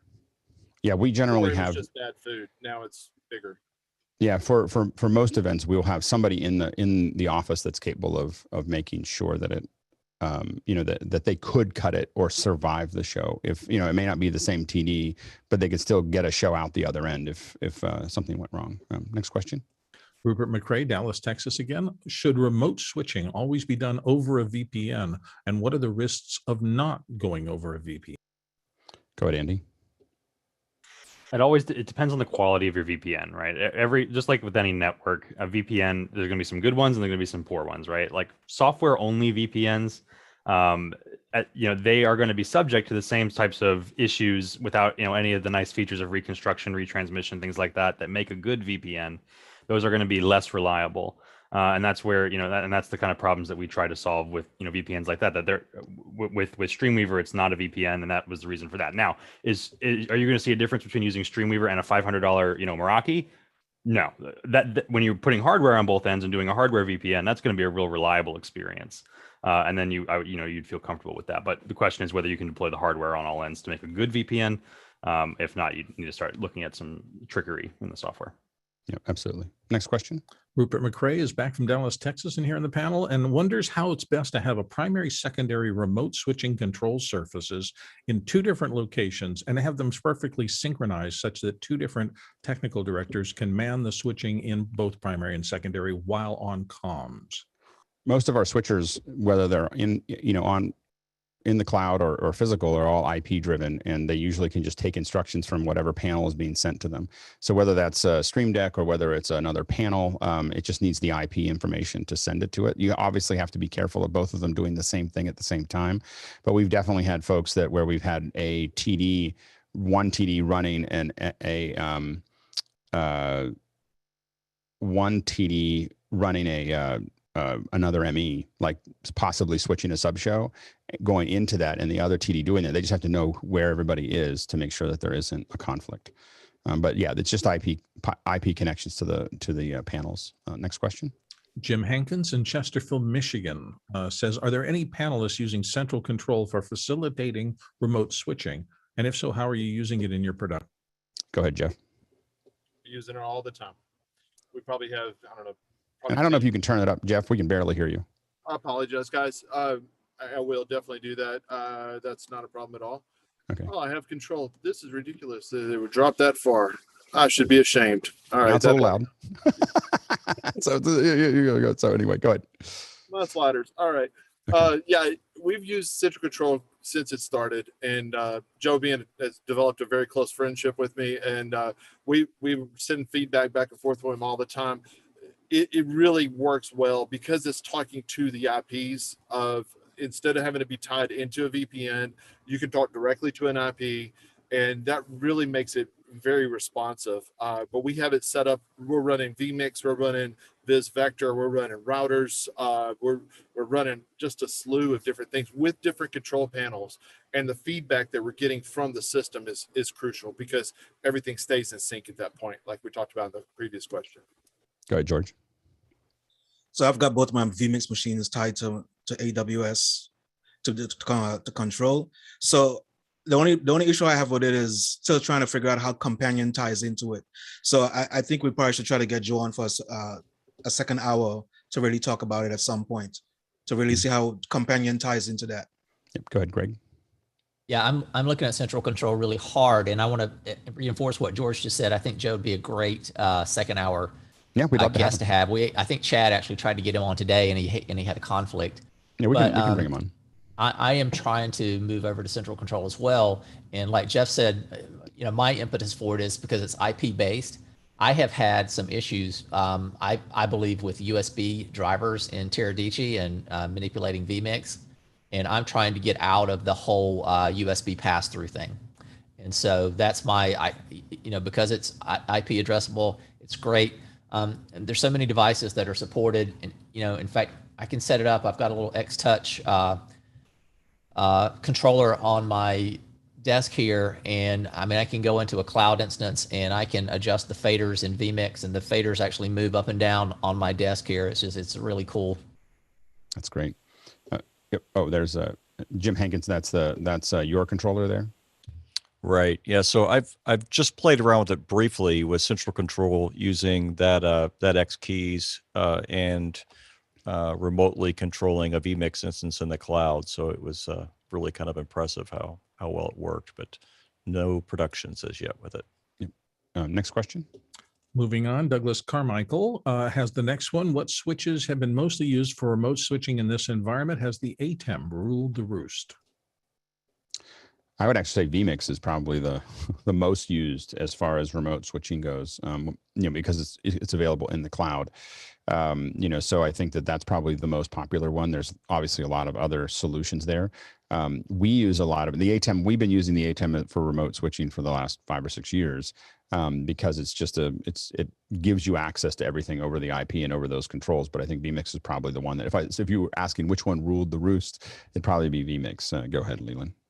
Yeah, just one thing with the fact that we've been talking about central command here, or control, I always flip those names, so I apologize if I messed it up, is that he has written code for that software for so many different control devices that you can practically use anything out there to control the stream remotely. So it's really a matter of whether or not Joe's supporting it in that software or not. And if he isn't, talk to him, because he's more than happy to add other feature sets for other components to that software. Go ahead, George. So while we're chatting about remotes, I think, and Jeff has talked about this a little bit, and vMix in the cloud, I know they're not focused on that right now, but hopefully they will. I think what Office House has done as far as talk about John Baker and Adam with the mix effects, I think us being able to chat with them, developers directly, and have things done within days or hours is a big deal. I think not having, I'm sorry, Andy, and Andy also, not being able to get vMix to really see where the cloud is and them focusing on just the ground game, hopefully that's going to change. But thank you, Alex, for allowing us to be able to reach those developers, and we're able to talk with them at 12 o'clock at night or 1 o'clock in the morning. And a few hours later, you have a piece of software working in the way you need it to. Thank you. Yeah. Well, it's the developers that get it, are hanging out with our crew. And so that because it's not just us, it's that we're usually representing something that's a little bit further into the future. So some of them just haven't had the opportunity yet. They haven't met us yet. So hopefully we'll get more of that interaction as we move forward. Next question. Douglas Carmichael's back with, could you connect remote switching with remote audio if you had to tightly synchronize cues in both departments, or would the latency be too great? Go ahead, Jeff. There's no difference switching in audio. It's just you're moving audio sliders or buttons from mutes on and off. We do both. You should be doing both if you're doing remote. Yeah, and we do that all the time. At this point, like Brian Maddox, when he's not at the Olympics, is doing a lot of our shows from his house in Savannah, Georgia. So that's something that we've moved from being something that was cool to something that we just kind of assume that we're going to do. Go ahead, Rupert. I was just reading the question. Maybe if your TD is in one place and your A1's in a different place, and they are encountering different levels of latency, how that ties up in your feed going out. Well, again, I think that the audio is going to be making sure the audio sounds good. The video is going to be making sure the video looks good. I don't know if the latency will have. We're talking about latency of hundreds of milliseconds, not hopefully, tens or hundreds of milliseconds of difference. But we're not talking about seconds of difference. And so, cues, generally should be pretty close, as you work through that. So I think that they can be in definitely different areas, but I think that the level of variances would be very low. Go ahead, Andy. The one area of exception, not strictly speaking audio related, is if you're dealing with tracking data. If you're dealing with tracking data and it's falling out of sync with the frames, that's where you would really start to feel the disjoint connection. So if your synchronicity relies something about the position of the camera related to the frame of the camera, I know the question is probably mostly tailored towards audio world, but in video world, that can become very apparent very quickly. Yeah. Next question. Douglas Carmichael's looking for information on Glass Valley's AMPP platform for remote switching, and has anybody had any experience with that? It's been outside. Go ahead, Jeff. Of course, I've looked into it. I looked at it at the very beginning, and the price point they were at and that the level they were at wasn't quite to the finish point that I needed to be. I'm revisiting it now, but it's an investment. It's a big investment, and they've done a lot for it, but it's still not as fluid as some of our other workflows. So we're sticking with our other workflows right now. Next question. Oh, go ahead, Sky. Before we go to the next question, go ahead, Sky. Yeah, just quickly, Grass Valley's been in the industry of broadcast distribution of video signal for what, decades? So what, maybe Steve or Jeff, some of the other heavy iron that we used to install into television stations, Grass Valley is one of them. Who else what other names? Everts? Who else? Ross is definitely made a big splash in that.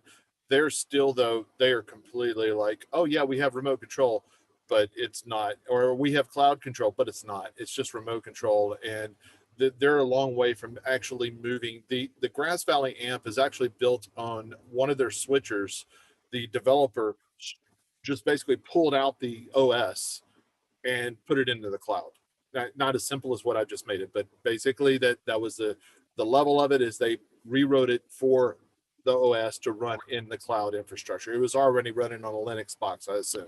So that's kind of how the Grass amp really moved into play. And then now they're tweaking it and building modules for it and really making it more of a fluid workflow. But other than that, Sony has an offering, but it's just like a browser-based mixer, so it's not really much. And of the big old iron, that's really about it. Ross, though, is not even close. I would expect to see a play from EVS as well. They have some switching software that is all software based, that is got multi-layer and so on and so forth, that I know that they're thinking about that. And a lot of folks are leaning towards it as we get into 2110 contribution into the cloud. A lot of them are kind of building up for that solution. So some of these are not expected to, they're playing with them now and they're charging what they charge for them now, but they're leaning towards a future that won't exist for another couple of years. Next question. Rupert McCrae is back from Dallas, Texas. What redundancy does one need at home to assure clients you have the resiliency to run their show remotely? Go ahead, Jeff. Sorry, it seemed like I'm answering all the questions. But redundancy is, if you can make it, great. If you have the ability to have a fiber and a copper line, or two different providers of two different fibers, then fantastic. If not, I don't care, because I have a redundant person on the other side of the planet or another state. That's my redundancy also. So it's not 100%. It's not really 100% necessary to always have it. It's a positive, but it's not a necessary thing. We're slowly moving towards requiring. We're not there yet, but we're slowly requiring everybody that connects remotely to us to have 2 internet connections and redundant power. We're going to want to know where they have that for the key people, because while we can hand it off to some folks on a fairly simple one, a lot of the shows that we do have very complex queues that require a lot of rehearsal, and in those environments, we can't just replace a Nate or a Brian, in the middle of the show. And so because of that, we need them to be highly connected. So we are kind of moving towards that. So power and internet connectivity are two things that are really important to us. And eventually, I think as we look at this industry moving forward, people who are really doing this at home are going to have UPSs, generators, and, two or three connections, out of their system. Go ahead, George. So for me, right now I'm just on Fios, but I'm sourcing a second, definitely going with a wireless first, and I'm going to source a second fiber Also, Jeff and I had a little conversation about power a few days ago. And pretty much I'm getting down to the nitty-gritty right now and actually seeing each individual piece of equipment in my office, reading what the power is being drawn, what is drawing for power. And I'm going to calculate actually how much power I'm using in my office. And again, trying to get a bigger backup system to really handle the power. Go ahead, Leland. Typically on a home build with PCs, especially an extra PC with the exact build that you have, so that if you needed to switch over during a live, we tend to use live backup. So if I'm running a broadcast, we have, you know, Doug in the background or Philippe in the background ready to bail me out if I happen to bail over. So they'll just flip the switch. They're suddenly in the frame and they're taking over the broadcast. Go ahead, Liberty. Yeah, and then just machines, just whatever the show is, making sure that, hey, if we want to do it on Ecamm or whatever your platform is, can you also do that on Elsewise? Because if for some reason it crashes, you've got to have that system in play. And then also just people, if possible. Yeah, people is an important one. Go ahead, Greg. And kind of along with what Leland was just talking about, and going back to the central control question, one of the really nice features of central control is you can actually control two or multiple instances of vMix at the same time. So if you are using vMix, you can be cutting 2 instances of vMix all at the same time. So if one goes down, you just jump right over to the second one. Next question. Douglas Carmichael back again with BNY Productions has used the Waves LV1 mixer to remotely mix broadcast events. And there's a link. Could remote mixing be as feasible as remote switching for some use cases, live music and so forth?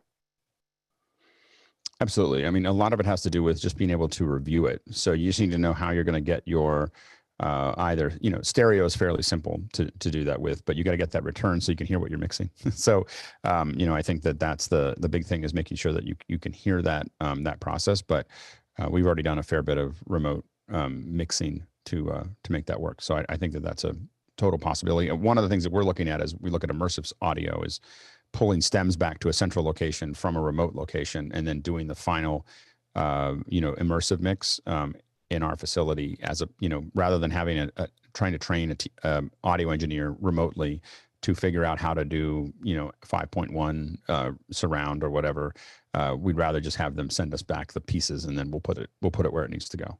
So that's another thing that we're kind of moving towards. And then you have a lot of interactions there that you have to figure out. So for instance, if you're going to do precision surround, for instance, you would need to know that who's on click tracks and how that works, because that's a whole other problem. Next question. Guy Cochran has a couple of last questions here in the regular in this queue. How good is Live Stream Studio's web control? He asked first. Yeah, go ahead, Jeff. It's terrible. It's just terrible. I was going to let Jeff say it. I literally have 2 machines right in front of me that are running Livestream Studio, and that I would never ever try to use the web control. I have used it and never well. Like it's always, you know, it was always an idea that we experimented with in rehearsals. Like, hey, this is and when it opens up, it pops open and you're like, this is amazing. You can do, and then it's gone. So then you're like, or you look at it as nothing's happening, and you realize that you're not connected anymore. So that's the problem and the problem is it's like many things. It's 100% on or it's 0. Like it 99% on time is not enough to run a show. Go ahead, Greg. I'm George. So I don't know why I keep right next to him.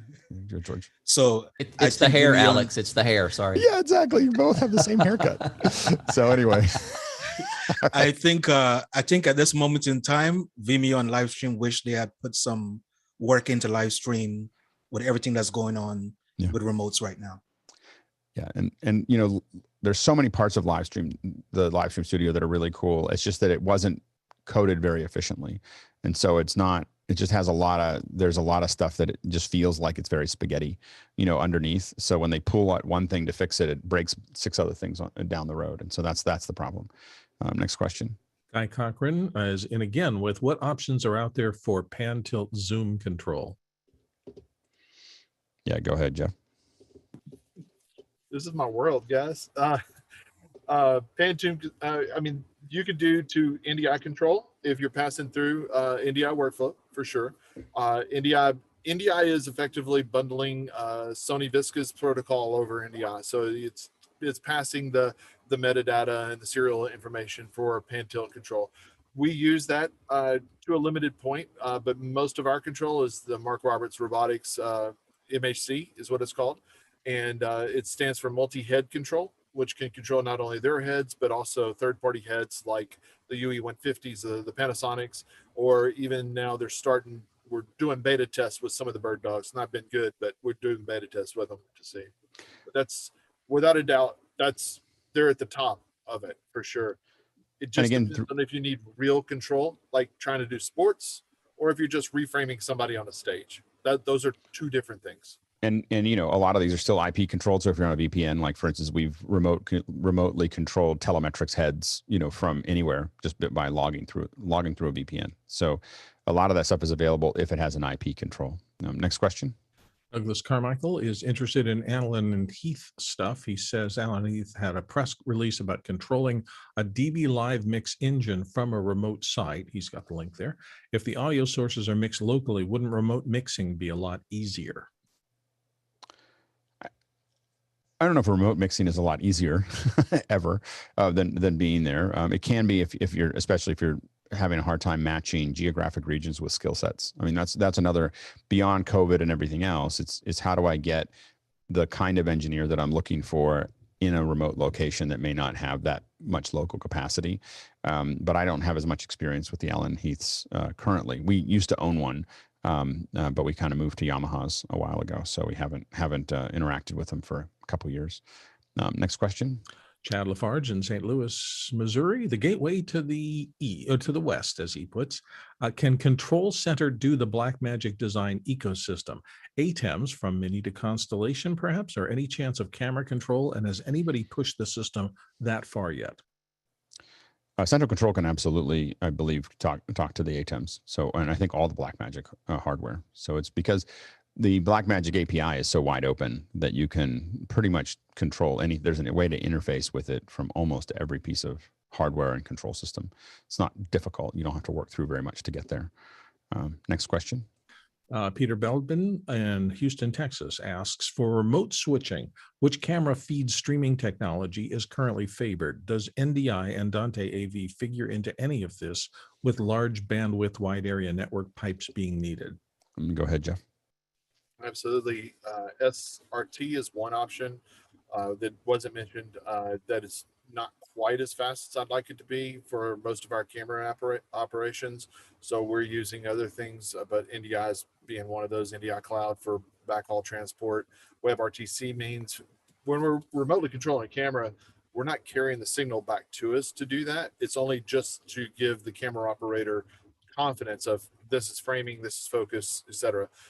But we're not actually using that signal that's going to them for production because we're still remotely switching our workflow, remotely switching with the switcher that's on site. So we can keep our quality all at 4K on site and everything. Go ahead, Rupert. Let's also remember that we've got 2110 doing their thing, and SMPTE, they are, not only doing the 2110, but they're layering on top of that now control protocols and media control in general and precision time protocol. So on the larger scale, just check out what those guys are doing. And, and then we're talking about remote switching, but you can also have, a remote production where the cameras are just the end point there's nothing else on site other than the backhaul for the cameras and maybe the announcers. So some large sports organizations that do thousands of these a year are using Nimbras on top of fiber. So when you talk about fast fiber, fast WAN connections, there's public WAN connections, which is, you may be using SRT, you might be using NDI. I don't know if Dante AV would work over that, but then you have fiber backbone. So this is MPLS, Internet 2, the switch, things like that. And they'll pack 8 cameras into fiber. You're going back to a remote location in let's say in San Francisco. I've been there. So, and those signals all come in with, less than 100 milliseconds of delay, and they're able to cut the show. Oftentimes the announcers are at home, especially during COVID, sitting there watching a live feed of that and announcing it. All of that's mixed down into a final show. There's at that remote location, there's EVS or dream catchers that are doing all the replays and everything else, but everything is all that's at the location is cameras and operators and a little truck little truck that was designed to do that. So so anyway, that's another. So you have to think about what scale of, when you say bandwidth, especially if you have hard points. So if you know that you have a certain set of arenas or stadiums or locations, you can give them hard points, again, through something like an MPLS network or something like Internet 2 if it's a college, and other things like that, where you can have incredibly fast speeds, 10 gig connections if you need to pull back everything, even uncompressed. Next question. We're out of question. Oh, here, one just came in here at the end. I was going to comment on Jeff Keithley needing limo level window tint as a business expense now, which means I can do it. That's cool. Go ahead. Chirik Jahita, it suddenly came in here at the last minute with any recommendations on mid-range pan tilt zoom heads for camcorders, not in the Jeff budget. The one of the things that I think the Rushworks has one that's kind of in the middle of the range for some camcorders and smaller cameras. Again, we've mostly used telemetrics heads, and then Bird Dog has its own set of PTZs. Go ahead, Jeff. What's the Jeff budget? Is it? We need a measurement here. Is that a Alex or a half an Alex? We haven't had a Jeff yet. We have an Alex, we have a Mickey, we have a Charles. So we haven't figured out where a Jeff is yet. We use all kinds of stuff, guys. I mean, it's not all Mark Roberts. I prefer that because it works and it works well. But to me, it's telemetrics level or better, in my opinion, because they were the first ones. And the reason I invested in them is they were the first ones with IP control, really efficient IP controlled camera setups. So that was the reason I invested quite a bit into them. All the newer cameras, PTZs and things like that. I mean, the Bird Dogs is probably at the lower end of the market in the price point. Even their P100, which is sub $2,000, is a completely remote controllable camera that's decent. The P200 is decent too. It's just with Bird Dogs, you have to plan a lot of fiddling time, and I would prefer to spend my time with cameras working that I don't have to fiddle with them and make them work. So that's kind of why I tend to go Panasonic or Sony and just use them. The Panasonic and Sony's, especially the smaller ones, are actually relatively medium priced. These are smaller chips. The one that we haven't tested that I'm just dying to test is the Canon. So Canon makes a PTZ with a 1-inch chip for $5,000 that's capable of log and a lot of things that I'm really interested in. I just haven't seen it. So until I've actually used it, I just don't know how well it'll work. But it's a 4K as well, and that's at a $5,000 price point, which is really exciting if it works. Go ahead, George. So definitely I want to agree with Jeff and Alex on the Panasonic 150s. We had 3 to 4Ks on our last shoot. I can't talk about the gig we just did, but it was a record. But definitely, and we had 3 Flanders 17-inch monitors hooked to those cameras, and it really gives you the details and so forth to tweak them. So definitely the 4K versions, the 150 4Ks, if you want to do some PTZ, and they're readily available if you're in the US for rental. Mm-hmm. Next question. Oh, go ahead, Guy.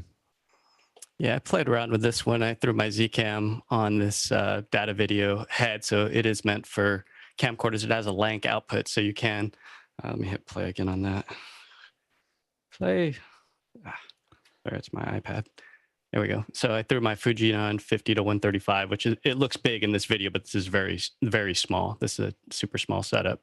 But yeah, that's a data video. It's like a $1,500 head, I want to say. And then I was controlling it with their controller. So I don't know. And how about smooth IP. On the video, it doesn't look like it's perfectly smooth, but is it a smooth move? It's okay. I mean, we're talking low dollar stuff here. It's not Mark Roberts quality, but I wouldn't say it's more for live shots. It's more for just framing up something, getting it there, and then letting it ride. And that's the thing to decide is whether you need sports, you're going to follow something along or follow someone, or you're going to do just reframe, because your level of what you need from the head is much different based on reframing versus actually moving. I don't like reframing. I mean, I don't like moving shots with PTZs generally because I don't think they look as good. Go ahead, Jeff. Well, Guy said something that I wanted to bring up. So the difference in levels, when you're using cameras on top of heads, like pan tilt heads, like we're talking about Mark Roberts or the data videos using LANC. LANC does not have positional positions on the zoom and the focus. So that's a disadvantage unless they're doing some kind of workaround magic. But that was a big disadvantage to be able to use lower end heads. So with Mark Roberts, we actually talked to a lens that has serial connection. So we know exactly where that lens and focus and zoom is, and ours, of course, at any given time. So those presets save that information. And then as you're tracking someone or whatever, you actually know exactly where your lens is at all times. With Link or LNC, you do not have that capability, because it could be you could start up and the camera could be zoomed in all the way or zoomed out all the way, whichever way, and you wouldn't know where it is. So it doesn't report back to the software to be able to do that. Guy, does that system circumvent that? Does it work around it to give you a zero? No, not at all. It's just kind of a dumb system. You feed it and it just takes that information and does that call right at that moment. So if you're zoomed in all the way, it doesn't know positionally where it's at. But again, it's just meant for the low budget to medium budget, where you just want to get that shot. And especially for like music performances where it's, I need to get the drummer, they're moving around, or not the drummer, but the guitarist, they're moving around on the stage. I just need to reframe that shot. I've got, something mounted to the truss and just need to get that camera because my operator's, got his shot blocked. So it's kind of a Hail Mary shot in a lot of ways. Or for churches. I mean, it's again, low budget, meant for camcorders, what Schurig's asking for. Yeah, go ahead, George. Alex, can you explain real quick on what you mean by not moving cameras once they're set? I mean, the 3 cameras we had at least 15 presets on them at a time. I didn't take the shot until the camera was settled, but that's what I mean. Do snap. Okay. So the main thing is that we want to be able to, so a lot of what we've used these for, and when we use lower end PTZs, we have a discussion with people that are talking, or we have a frame out that we're looking for, and we're never going to cut to a PTZ shot moving. It's not that we can't. When you have a higher end solution like a Mark Roberts or a telemetrics, you can be panning with a motion if you have a really good operator and you have everything set the way you need it to be set. But the vast majority of needs for a PTZ, for the average person using it that are using lower quality ones, is you can get away with a pretty cheap PTZ when you say, I'm just going to move it to where it needs to go and then cut to it. So if you're always cutting to lock, you basically essentially lock offs, where you need to be, you can get away with a cheaper system because you don't need it to have that smooth movement, as it's working through it. And so that just depends on, we're looking at for facility of going the exact opposite direction, which is where we're looking at motorized precision arms for everything. And then that gives us the ability to have basically 3 essentially jibs, that are able to kind of move where they need to go. And you pre-program those positions or even hand animate them over. And that's the kind of the next level of that. That's the exact opposite direction. But those are $150,000 each. So, or $225,000 each. So they're, it's a different solution. But it helps when you are doing, in those cases, we need them to precisely match backgrounds over Unreal. Go ahead, Sky. Would you put a robot in that concept that you just talked about? So you could do XYZ in repetitive locations, robot arm? Yeah, I mean, the arms will not. It's full motion. It's 6th off. So you're able to kind of move it in position as well as pan tilt zoom, and that's an entirely different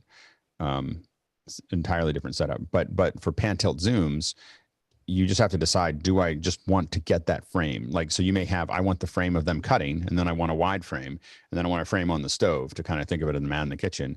I don't need it to be moving from one to the other. I just need to know that this camera covers these 3 regions. And that is very useful. And when we've done cooking stuff, that's generally what we did, is we pre-program a whole bunch of things. I'm going to have the cutting board. I'm going to have the stove. I'm going to have the person. I'm going to have this. And I'm going to go in, and as you rehearse, you build those all up, and then you're just pushing a button and it goes to where it needs to go. And then you're using the joystick to do a fine adjustment because something moved a little bit, and that's all you're doing. And that's a much easier, you don't need the same level of PTZ. Next question. Comes from Douglas Carmichael. He says, when Grass Valley introduced support for hardware panels in AMPP, AMP, they mentioned that TDs know the panels so well that it's like playing an instrument. What do you think they meant? And could the ATEM Mini or similar have the same feel? Go ahead, Sky. Like any instrument, you don't want to think about where the button is. You want to know it so well that whatever you are thinking or feeling, you want to be able to just achieve it with this particular piece of hardware. So yeah, like Victor's saxophone, he doesn't want to think where the keys are. I mean, a big thing is you make decisions oftentimes about what equipment you use based on the operator availability. So Like for instance, there's a lot of people that try to reproduce an EVS, but you need an EVS operator. You're like, you can get an EVS operator in any major city that knows how to do the thing like it's an extension of their arm, because every sports event that comes through hires them to do that. So you get a dream catcher, or you get some other, funky way of doing it that might be cheaper, or even more effective, and you can't find anybody to run it. So the issue is that especially for a complex board that's 8 MEs and has a whole bunch of stuff built into it, finding somebody who there's not a ton of people that know how to do that. And so the issue is you get into, like, for instance, if you're running a truck, you're looking for Sony operators. If you're, Sony switching, TDs that are going to run that board. If you're running other locations, you might be looking for grass, operators, and some can do both, but usually they're better at one or the other because they just have more experience in it. But that learning cycle is months or years of getting good at that board and understanding what it can do and how you can take advantage of it. And so when they're talking about that, what they're speaking to are companies that already have a huge stable of operators, and they're saying your operators aren't going to have to learn a completely new interface. Go ahead, Bill, and then Leland, pretty quick. I just wanted to make a comment about the tactile nature of this. All these new switching systems, stream decks and things like that bug me a little bit, because I want to get feedback from the switch itself. I've noted that I don't have my hardware mic mute, but that to me is the easiest thing in the world, because it's up and it's on, or it's down and it's off. And when we do the remote, we're doing it with the Blackmagic switcher, usually, like with a panel, because we get exactly what you're talking about. Go ahead, Leland. Right. You got to know. You got to have feedback. Yeah, I would just point people to that link that was left with Joe Max's devices, and you'll kind of see, and I've had this problem myself with all of these newer devices like the APC40 and the X keys and everything else. I used old equipment 20 years ago that felt really good. It was old Roland stuff or Sony stuff, and it was like easy to remember where everything's at. So I recommend to people that are going to be doing a lot of TD work or switching, learn the preview program panel, the T-bar, all that kind of stuff that's functional on most hardware equipment, and avoid those little software units that just have, stream decks are one thing, but looking at actual switching components, look at the bigger names. And one of the things that we've been doing, I mean, playing with these more modular ones from Modular, or playing with modular setups as well as building our own, is I'm getting the buttons to where I want them to be. For this kind of show, I want them to be in a certain place to do that. And I think that as we get into much more complex shows, as we look at the kind of show that we're doing here in Office Hours 2.0, I'm not even sure if most of these switchers are really set up to do what we're doing. And so that's why we're going to have to start putting software in between the TD and the cut to actually assist the TD in doing what their job is. Go ahead, Andy. And to that point, I'd again go back to what we built for Victor in the Sunday Sax Jam, where if you look at, I'll switch over to it. This is what TJ has sitting in front of him, right? This is controlling. This is Isadora, right? Yeah. So this is built in Isadora as a front end that just turns everything into OSC at the end of the day, and then it gets Streamweavered over to Victor's network, where it gets forwarded into the different pieces of hardware. But this is controlling an X32, an ATEM, QLab. So he's got playback controls, cutting. The super sources are managed here, as well as the stuff from the X32. And there's, this is a one-of-a-kind controller in the sense that it's designed specifically for this production, specifically for this operator to be able to do the job. So to your point about customizability, I think there definitely is a world where, programs like Isadora and Central Control and Universe Control and those all sort to allow us to build front ends for operators and TDs that give us the customization. And then you tie that in with remote, and now you can have people all over the world with exactly the controls they need, sharing a physical set of hardware they need to be nowhere in proximity to. And one of the things that what we're looking at there for Office Hours is having that up in the cloud. So while our hardware is on the ground, that's sitting in the cloud, so anyone can open it up on an iPad. But what you're running is an EC2 instance that has that can do whatever it needs to do to feed you back that information. So if you've got a good internet connection, we can build that interface to give you exactly what you need for our show. And then you're just simply, and the skill set, there's definitely a skill set that's required to understand how to run it, but it's no longer we're not even sure. Very soon you'll need to know how to run an ATEM switcher. As to run the ATEM switcher, you're just going to be tapping on screens of what you want next. And the other thing that we're working on with ZoomOSC and with Isadora and possibly Universe is it doing a bunch of the work for you. So it's handing, when you have 30 people or 25 people or 16 people or whatever, it's handing you the inputs that it thinks you need next, so that you're tapping on it. So it's no longer cutting to camera 8. it's cutting to the camera that is most applicable to this moment. And you can imagine how that could spread out to sports where you might have 20 cameras, but there's only at any given time, there's only a certain number of ones that you may need locked in, the wide shots or whatever, but it's jumping and just giving you what you need in front of you to interact. And I don't think that would be how you'd replace NFL football, but it could be really powerful for high school football. Go ahead, Andy. Absolutely. And we spent a lot of time today talking about how do you remote control what's happening in the cloud. But to your point, we can flip that on its head and say, okay, if I parsec into the cloud where I have a simple one-time setup thing that has a permanent connection down to the ground, but somebody else's plot of ground, right, where there's a rack of all the Blackmagic hardware, now you're flipping the equation on its head and you're getting remote control of physical infrastructure from the ease of just a simple remote connection up to the cloud. Yep, absolutely. Go ahead, George. So, question for Alex and Andy. So how do you feel about all these technologies that you guys are going to tie together and failure points?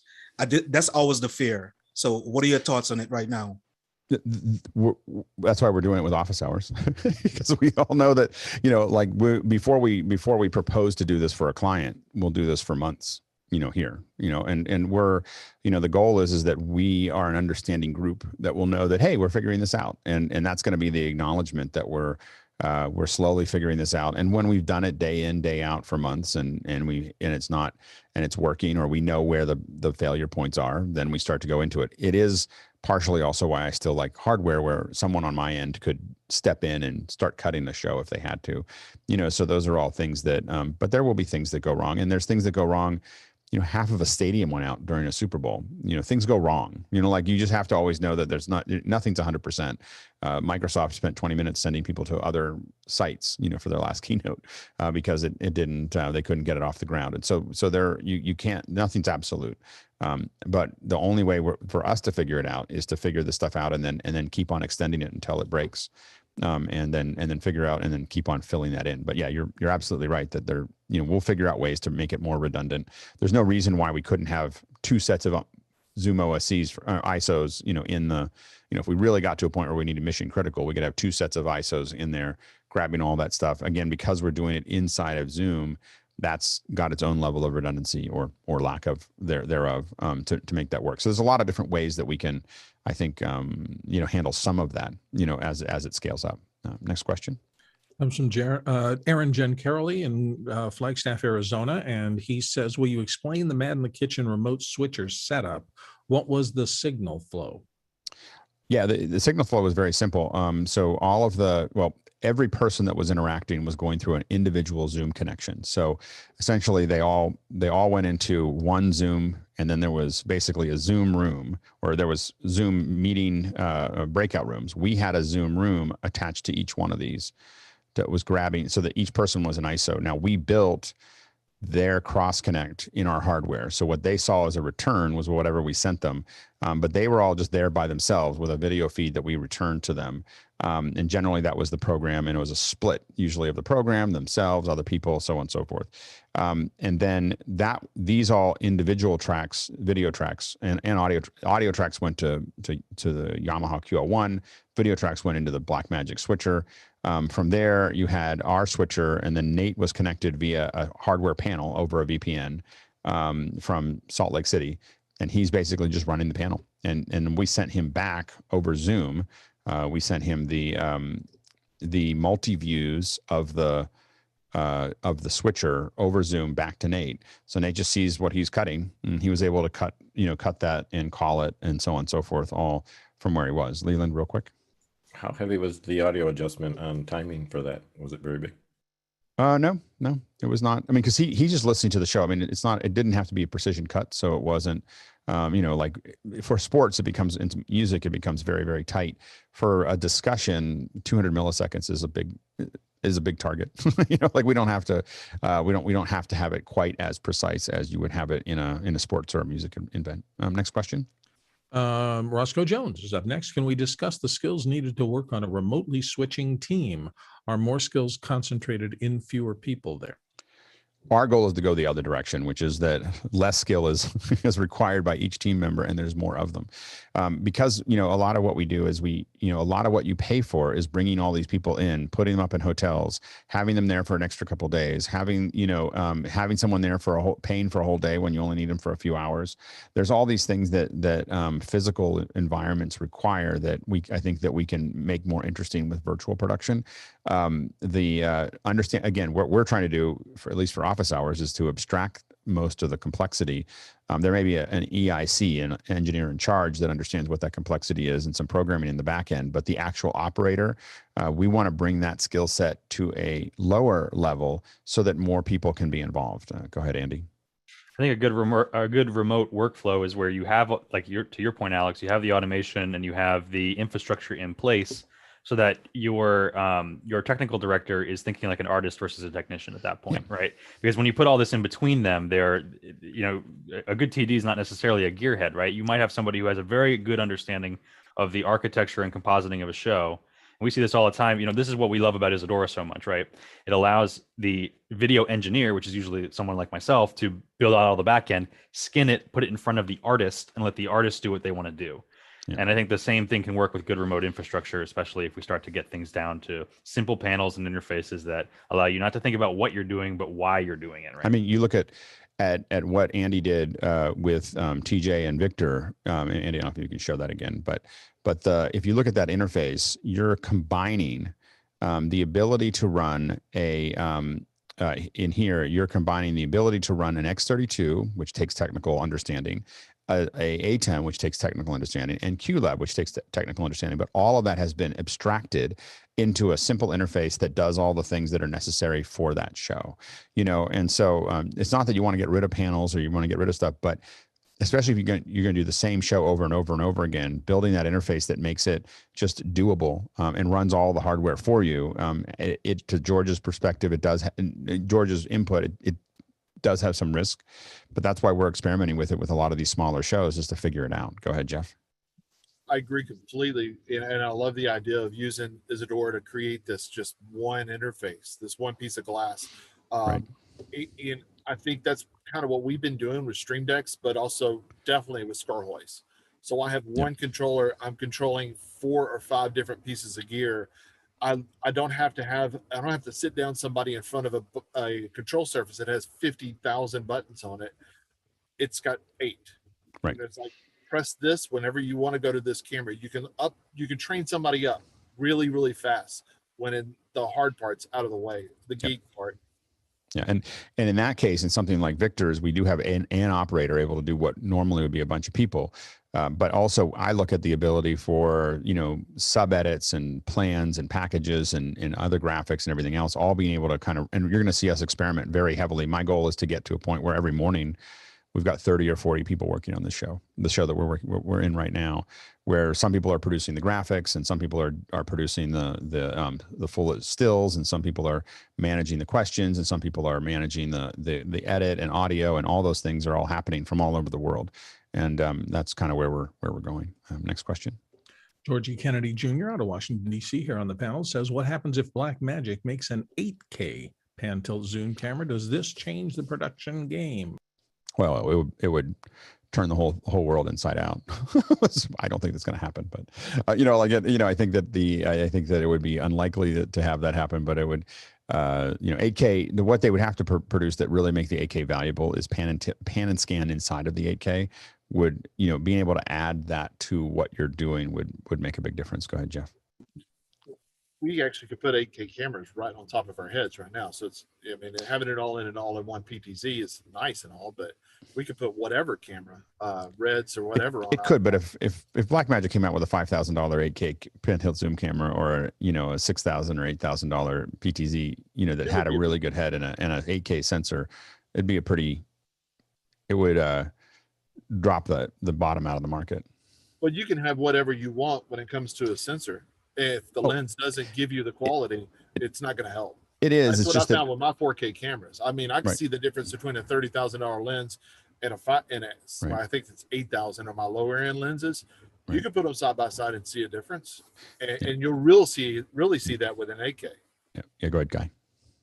Yeah, one of the interesting things about the high-end UE150 from Panasonic is it is a 4K camera, and when you push into the end of that 20x, you actually have, if you're outputting HD, you have an ePTZ mode from there, so you can push in more, and you can do presets from there. So if you had 8K and you're outputting HD, oh my, I mean, you've got a lot of options there. Well, and what I would say in relationship to that is that I would rather see them build. There's a AJA makes a pan and scan inside of a 4K that's already available, and I can't think of the name of the product at the moment, but we've used it and it's unbelievable because what you can do is have the wide, the close up, everything else. You're running a 1080p and you're moving it all around, and you can set all those reframes and you can do nice smooth moves and everything else. And so for basic PTZ operation, it's incredibly powerful. If you had that inside of an 8K processor, to your point, to 1080p, you basically have this just massive window that you have available to you inside of software that you can simply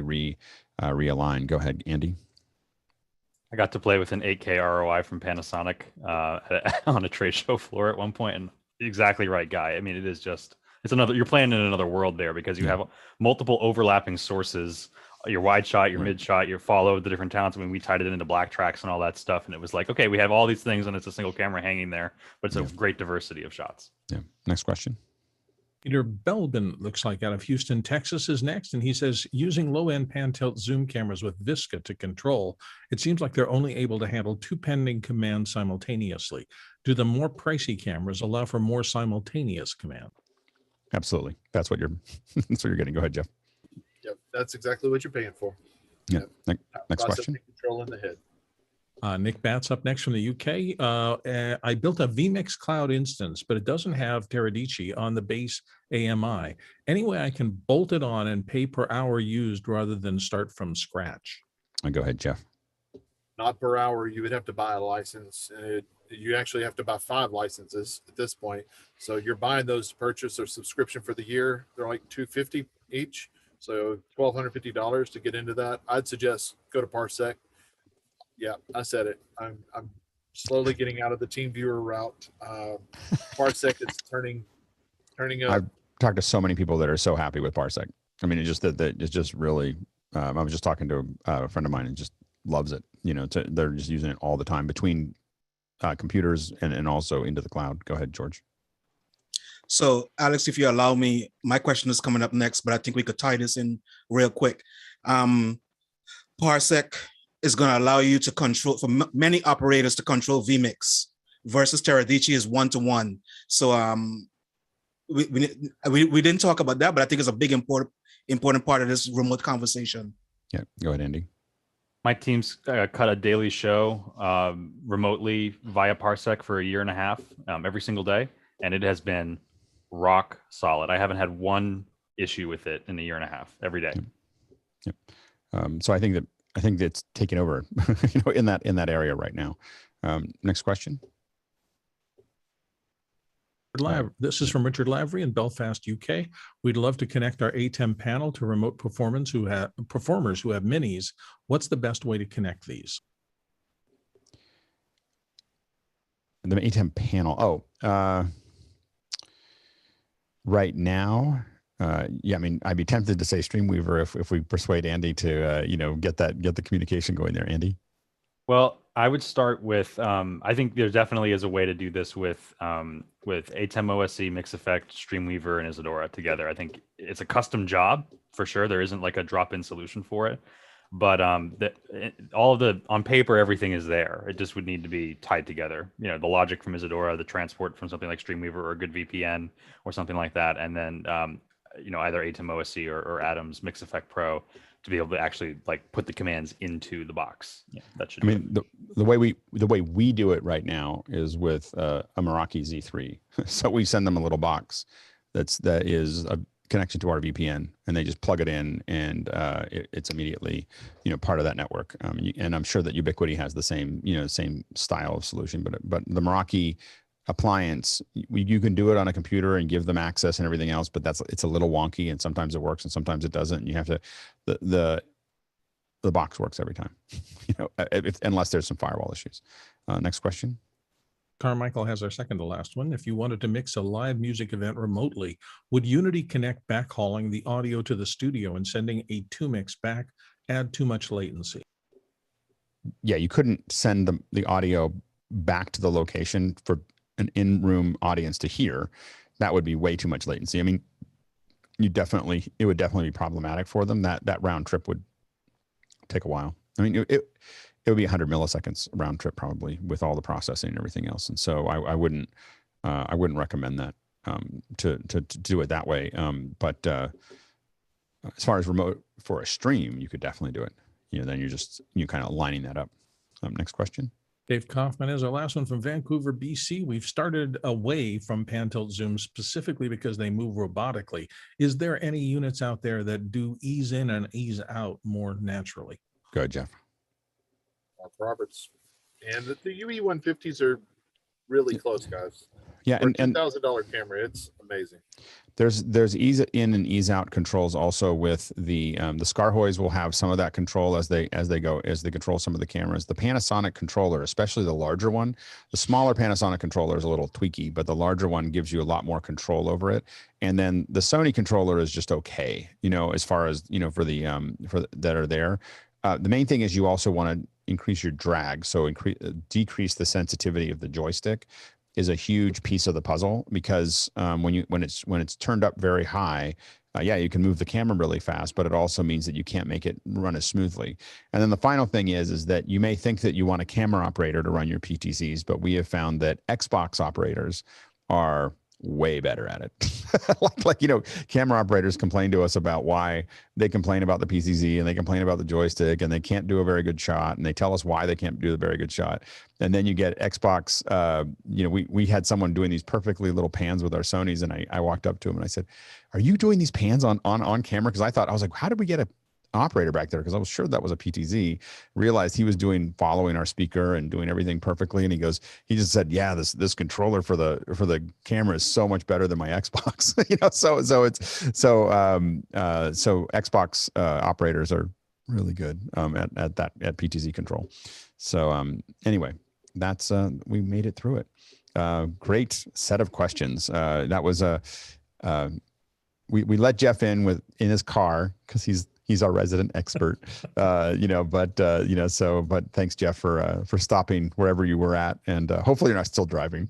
It's all blown out. We don't know. I'm actually set up. I'm setting up for a show here in Atlanta. And so we're working out of the Tesla this week and producing. We're doing the true remote. So we're doing all the production, 8 cameras actually, that are going to be all remoted out of the car. And so I'm just sitting in the master control in the back seat right now, enjoying the AC because it's hot here. We should set a value for a Keithley, and does it need to be in troy ounces of gold? Yeah, there we go. So thank you so much to our producers for a great set of questions driving the conversation forward.